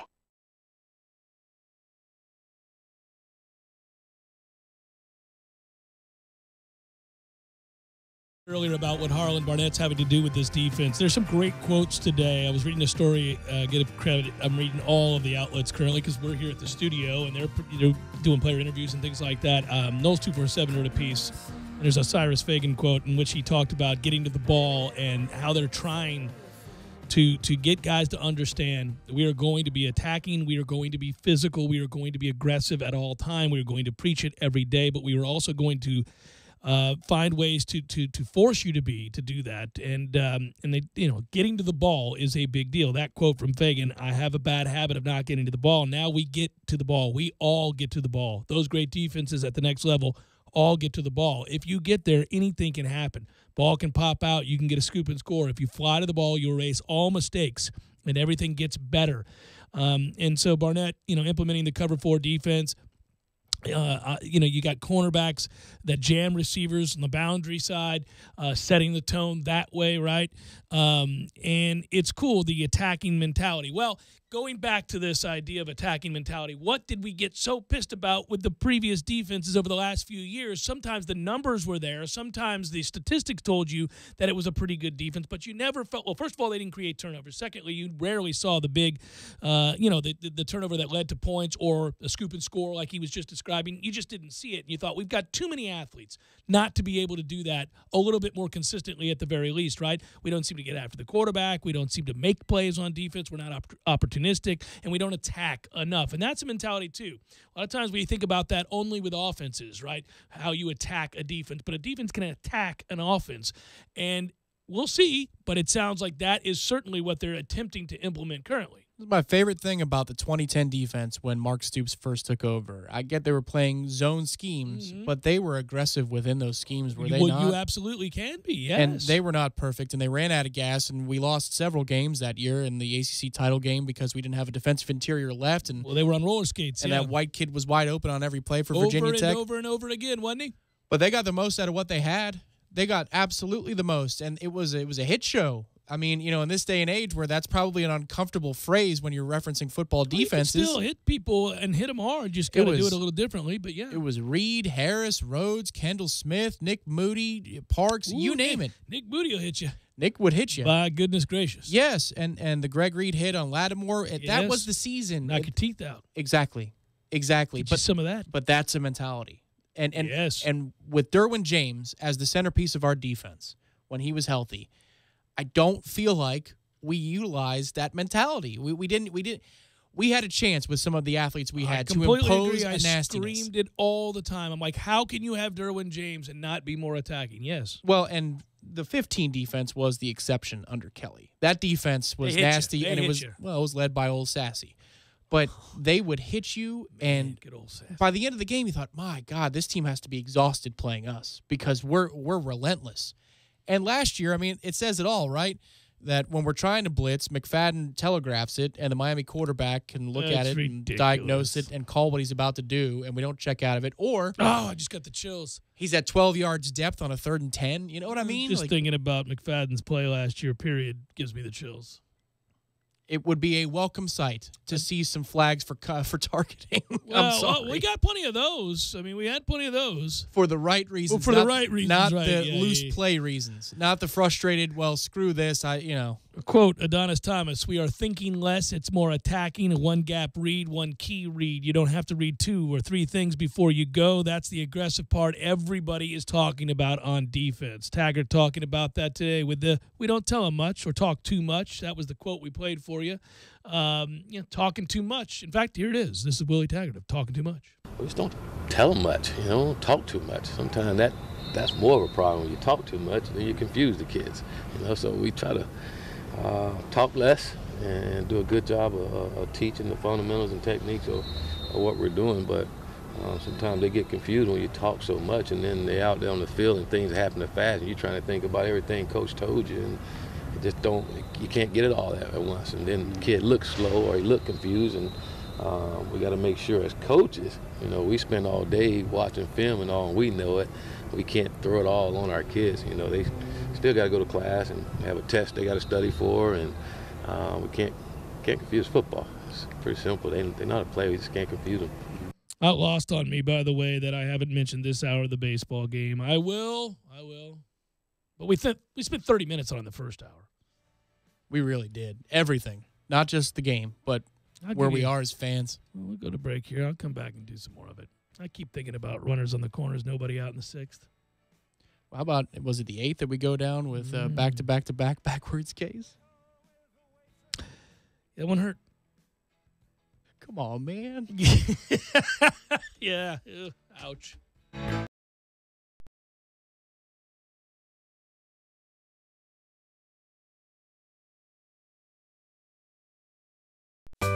Sorry, boys, I did not have time to pack. We got this. It's right here, guys. We got this. I thought I could handle it. We got this. Moving doesn't have to be a hassle. Call us first at 2 Men and a Truck. No matter the move, home or business, we'll make it a smooth one. I forgot something. We got this. Landowners, your Mahindra dealer is ready to help you save during Mahindra's Red Tag sale. Enjoy up to $7,900 in tractor cash back and savings, or utility vehicle savings up to $1,700. Plus, Mahindra's industry-leading warranties still come standard. So hurry in for Mahindra's Red Tag savings.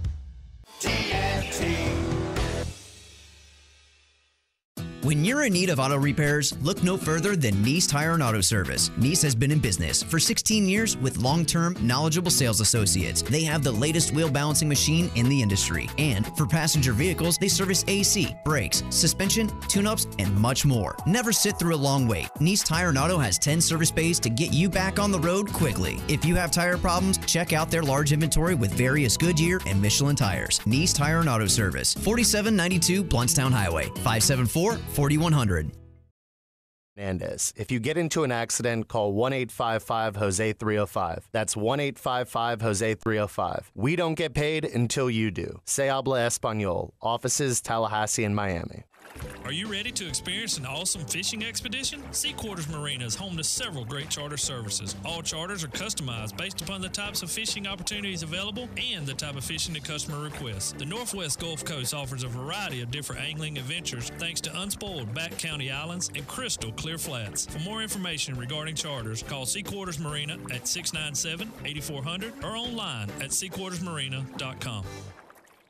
Want better gas mileage and a longer-lasting engine? Change your oil every 3 months or 3,000 miles, whichever comes first. You know that sticker on your windshield? Don't look at it now. Wait until the next red light. Okay, check the number on your sticker. Then check your odometer. Is it time? There are 19 Tallahassee area Super Lube locations, which means there's one close to you right now. No appointments, and you're in and out in no time. You can do this today. Super Lube, for better gas mileage and a longer-lasting engine. How I love to Super Lube my car, yes sir. Hi, honey. How was your day? It was fine. Pretty uneventful. How about you? Well, I called the auditors this afternoon and made an appointment for one to come out to the house. Wait, what? Have you lost your mind? Auditors? Why would you call them? Now we have to find our tax returns, paycheck stubs, and financial records, not to mention all those forms. Good grief. Relax, honey. It's not that kind of auditor. It's not? No. I called the City of Tallahassee Utilities and scheduled a free energy audit. Energy audit? Right. It's when an energy auditor from our own utilities comes out to the house, examines the structure, and checks our energy and water systems, and then recommends changes we might make to save energy, water, and money. And you said it's free? Absolutely. It's free from the City of Tallahassee Utilities, our own utilities. Sounds good to me. Let's save some money. If you're a City of Tallahassee residential, electric, and natural gas customer, you can schedule a free energy audit. Call 891-4YOU. That's 891-4968. And schedule your free energy audit at a time most convenient for you. A message from the City of Tallahassee Utilities, your own utilities. This Day in Sports, brought to you by Superlube. Superlube, 19 Tallahassee area locations. Quick, convenient, no appointment necessary. This Day in Sports History. April 11th, 2003. In the middle of Michael Jordan's final goodbye tour with the Washington Wizards, the team traveled to Miami to face the Heat for the last time in his career. Before the game, Pat Riley and the Heat would do something that had never been done before. They retired the number of a visiting player, Jordan's number 23. Live from the AmeriGas Propane Studios in the capital city of Tallahassee, this is the Jeff Cameron Show on 97.9 ESPN Radio. It's Balls Mick Wednesday. Brought to you by TNT Supercenter, 14585 U.S. Highway 19, Thomasville, Georgia. Your one-stop shop for all your outdoor entertainment.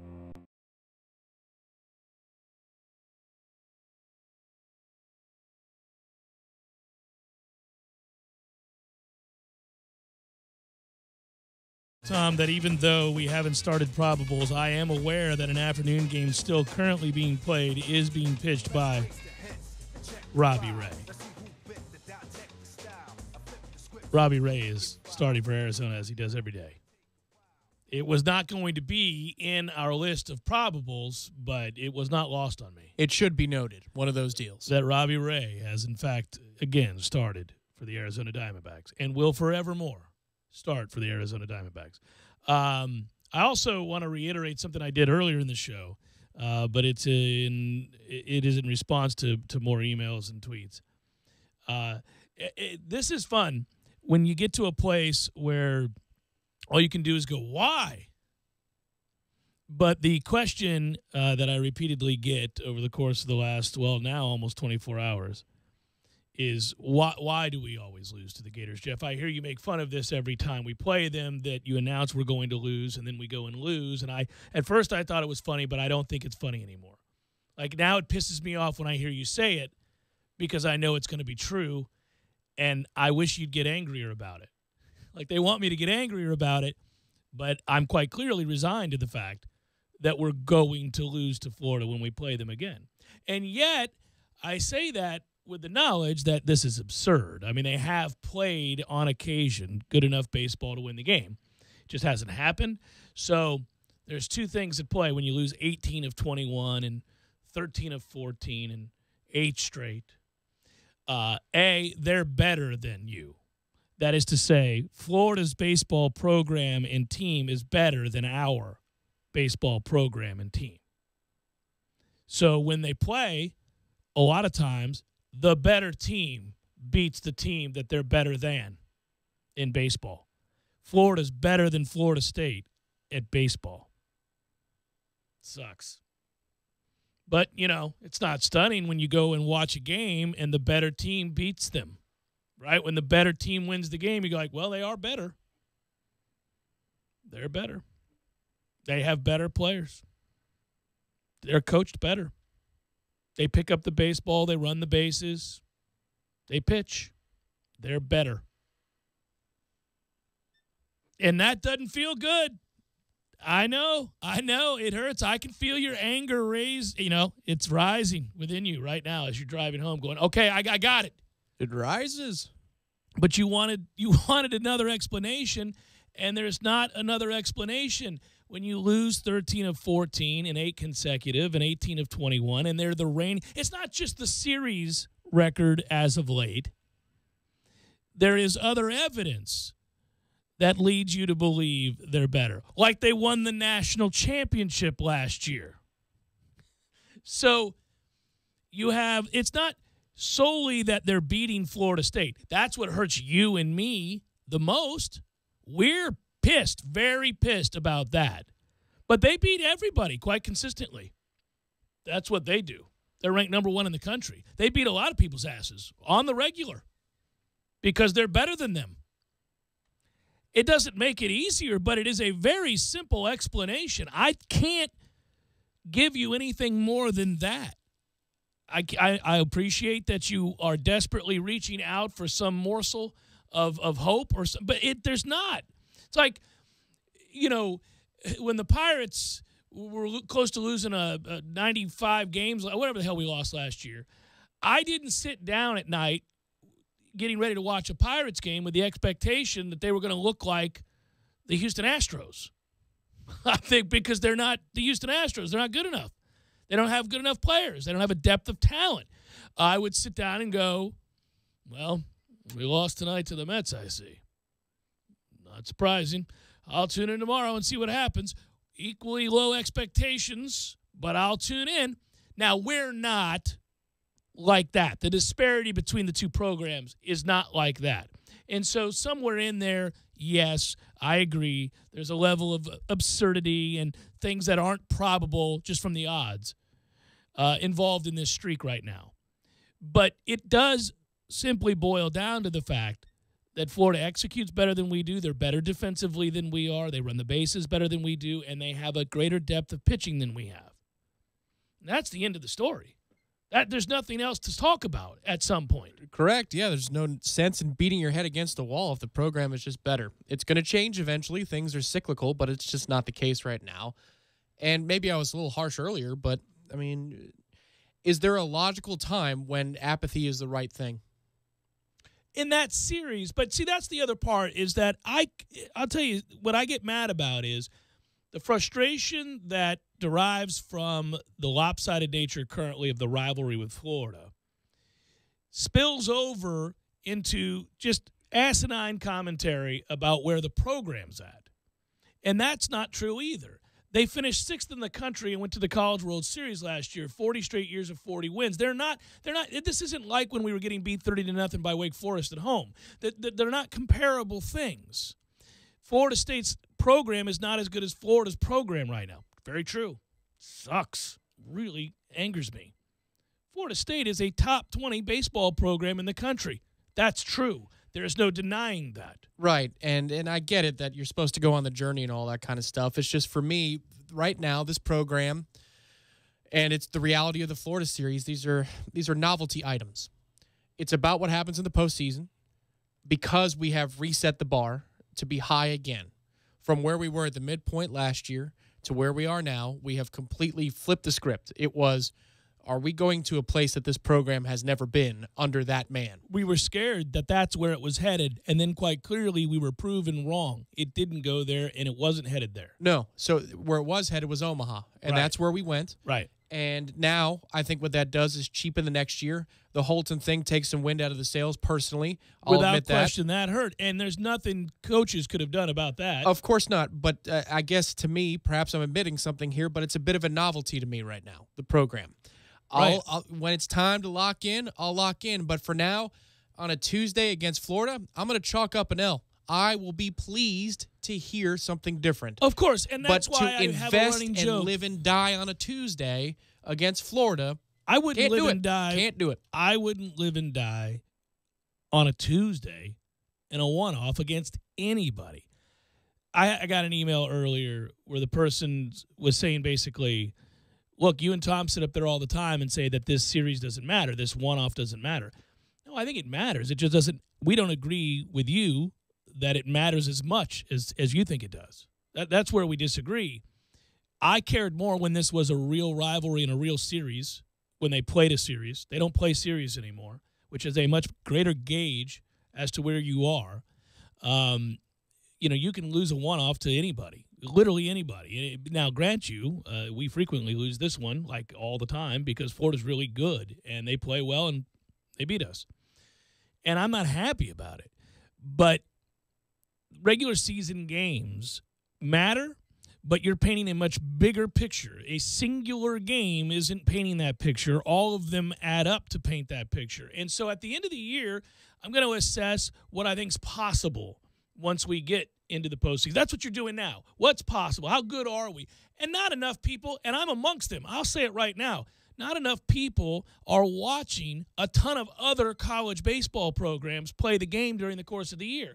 So it's crazy to sit here and say that I can tell you 100% with any degree of certainty that we're better than, I don't know, name another top 20 team that I haven't seen play. Yeah. There's like 15 of them. So, well, 19, I mean, yeah. I haven't seen a lot of other teams play. Mm-hmm. So I can say that, I don't know. I think that by and large, here's what I know about our team. we're weak at this, we're good at this, we have a lack of this, we need more of this, maybe this will come around. Those kinds of things where you're assessing, whether you're assessing hitting or defense, whether you're assessing the bullpen, whether you're assessing starting pitching. You can do that because you watch this team. By way of comparison to, say, I don't know, Oregon State? No, I can't do that. Well, this is the difficulty I'm having, and I understand that, on opening day, I even tried to, maybe I was trying to convince myself to, that there's going to be a ride here to go on, to invest in. There's going to be ups and downs to the season. Some kids are going to struggle, and you're going to wonder, well, how is this possible that a kid with that much talent struggles? Then they're going to conquer the world, and they're going to look like a first-round pick in the first-year player draft. These things are all going to happen. But when we've done everything there is to do in the regular season, and this team largely returns most pieces from last year's team, save for the one injury omission in Tyler Holton, it's about what happens in regional, super regional, and College World Series play. I have a hard time getting worked up over even a weekend series, let alone a Tuesday against Florida, because to me, the Florida series, as it is now, is closer to an exhibition than it is something that counts. Well, right, and it doesn't help that we never win it. So it's true. I think it's compounds. I think it's cheapened, so it wouldn't feel that good even if we were in the midst of winning these. I'd rather win than lose, of course. So it is cheapened, and I've been on that soapbox for years. Once they changed the nature of the series, but it's also when you lose the game every time. It's hard to. You're right. It's hard then to invest and get excited about that game because, good Lord, you don't win it. But even if you win it, it can be an indicator that you're moving forward and you're progressing as a program. But it's also one game of baseball. It's not going to change anything that happens in June. And no, I care more about the weekend series that you're talking about. I care more about the ACC series. I was more affected and bothered by losing 2 of 3 to Georgia Tech. Mm-hmm. Because that's the first time this year where I was watching a series and I thought we're the better team and lost that series. That's frustrating. To me, it's not necessarily about losing to Florida, and I get it. I don't like Florida more than I don't like Miami, right. And I get that that's different for different generations of Noles fans. But when we lose to Florida, I'm mad about the RPI implications. I'm mad about what it does for our chances for a national seed. Because the difference here between what we do in college baseball and what happens in, NCAA basketball tournament or even college football, it would be so rare for Florida and Florida State to meet again in the NCAA basketball tournament or in the college football playoff, right? I mean, it's happened, twice since I've been alive. That was, the fifth quarter game and then the national title game where they got a rematch and they shouldn't have gotten a rematch. In college baseball, chances are we're going to see these guys again. If we're going the distance, chances are we're going to see him again in our half of a bracket somewhere along the way. Let's do it then. For now, it's build the resume so we can avoid going through Gainesville on the way to Omaha. That's the only thing I care about. That's the big thing. And right now, if you're just looking at the RPI, Florida State, because the schedule is good, is a top 8 national RPI team. Right. And if you bothered to beat Florida once in a while, you'd be a lock right now. You know, you'd have to do a lot of work to not earn a national seed. But right now, it doesn't help. Yeah, no. And we're towards the bottom of that top 8 national seeds right now. And, you're in the midst of not playing real good baseball. You lost 3 straight now. So you got to turn it back around and get a series win this weekend against Duke and kind of get back on track. It's the hard deal, man, is when you are so good. And it's like the 2014 college football team. Florida State Seminoles. You win the title in 2013. What was the goal? It's about getting to the playoff. Oh, yeah. Now, they would take us for a ride in the course of 60 minutes, unlike any team in program history. It was crazy. With the consistency that they came out on the other end of it. But it was all about getting back to the playoff. There was no journey to go on. It was about the result. It was very little about a process. And that's the hard thing here for me. I have a hard time getting worked up over these little details because I need to look at weeks at a time and not a Tuesday night at a time. I agree. And that's why I'm answering the question. That's why I'm saying to this guy who's emailing and others who are saying, well, why? Well, the answer is very simple. Florida right now has a better baseball program than we do. So they win these games, more of them than they lose. And they beat lots of people pretty consistently, hence the reason they're reigning national champions and why they would have to be considered certainly one of the odds-on favorites, again, as we get closer and closer to the postseason. They're that kind of good. It bothers me that they're now beginning to hit better than they were earlier this year because they always pitched and they always picked it up. Now they're hitting. well, this is going to be a problem because they do those other things very, very well, and these are all very key elements to teams that win a lot of baseball games. So we got to get better and put ourselves in the best possible position to do something that right now a lot of people aren't thinking about. You and I are. We're thinking about, hey, listen, because you can't beat Florida and because Florida beat us again last night doesn't mean you can't win the national championship. Right. I know that sounds crazy, but that's true. So much so, we couldn't beat Florida last year either. And there we were in the College World Series, right? So get back to that. Mm-hmm. And who knows? And we talked about it yesterday. If you lose all of the battles but win the war, it will actually be a wondrous punchline. Yes. And this is where I think it's a little bit different between you and I, where this emailer posits that we don't care about the game. If there's a notch above I don't care, then that's it. Right. Because to me, this means little more than a Tuesday against Jacksonville. Again, because of the nature of Right. I mean, literally, one game is an exhibition. It's played out in Jacksonville. Yeah, think about it. It's true, but the problem is now. This is where I'll give him. I'll lend credence to the frustrations of him and many others. A lot of the games during the losing streak against Florida, when compiled, look eerily similar.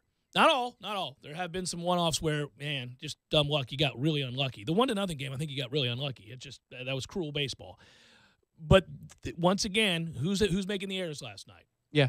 Who's screwing this up? Who's got first and third and nobody out? We're and can't domed get anybody up home? over it. Right. We're absolutely domed up over it. Right. Yes. And so in that sense, yeah, I agree with you. I mean, those people, I agree. They do. You're like, I've seen this before. Yeah. Which is to your point. Florida's a better program than we are, and we need to hope that we peak at the right time because if you're going to play consistency, they're going to win the consistency card until further notice. But the College World Series, I mean, this is the thing about a truncated tournament, right? Like, nobody would want to play Florida best 4 out of 7 like it is in Major League Baseball. You're in trouble. They're going to pick it up, they're going to pitch, and they're going to beat you. But you don't. You don't play them best 4 out of 7. You don't play them best 3 out of 5. You don't play them best 2 out of 3. Unless you get to the final right. of the final Unless dance. you get, well, yes. I'll take my chances right. if we get to the finals against Florida. But to get there, most everybody plays them, you know. It's just a one-off. Yeah, once you're in Omaha, yes. Yeah, it's just that's it, you know. I mean, so, anyhow, let's do these probables before I forget to do them. It's time for, how you say, with the pitching, probables? Mere moments from now, Tigers, Indians, Jordan Zimmerman, Carlos Carrasco goes for those two teams, respectively. Reds, Phillies, Luis Castillo, Nick Pivetta. Oh, Nick Pivetta.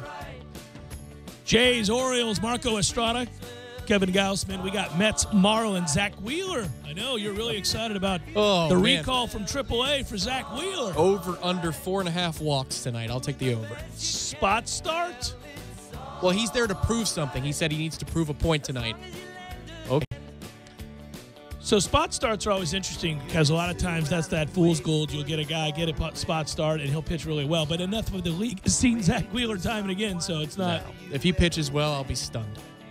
Harlan Garcia goes for the Marlins. We got Yankees, Red Sox. How about that beatdown? You talk about frustrated fan bases. David Price going against Tanaka. Masahiro Tanaka, that Good thing for them it was in Fenway. Because if it was in Yankee Stadium, it would have gotten really ugly.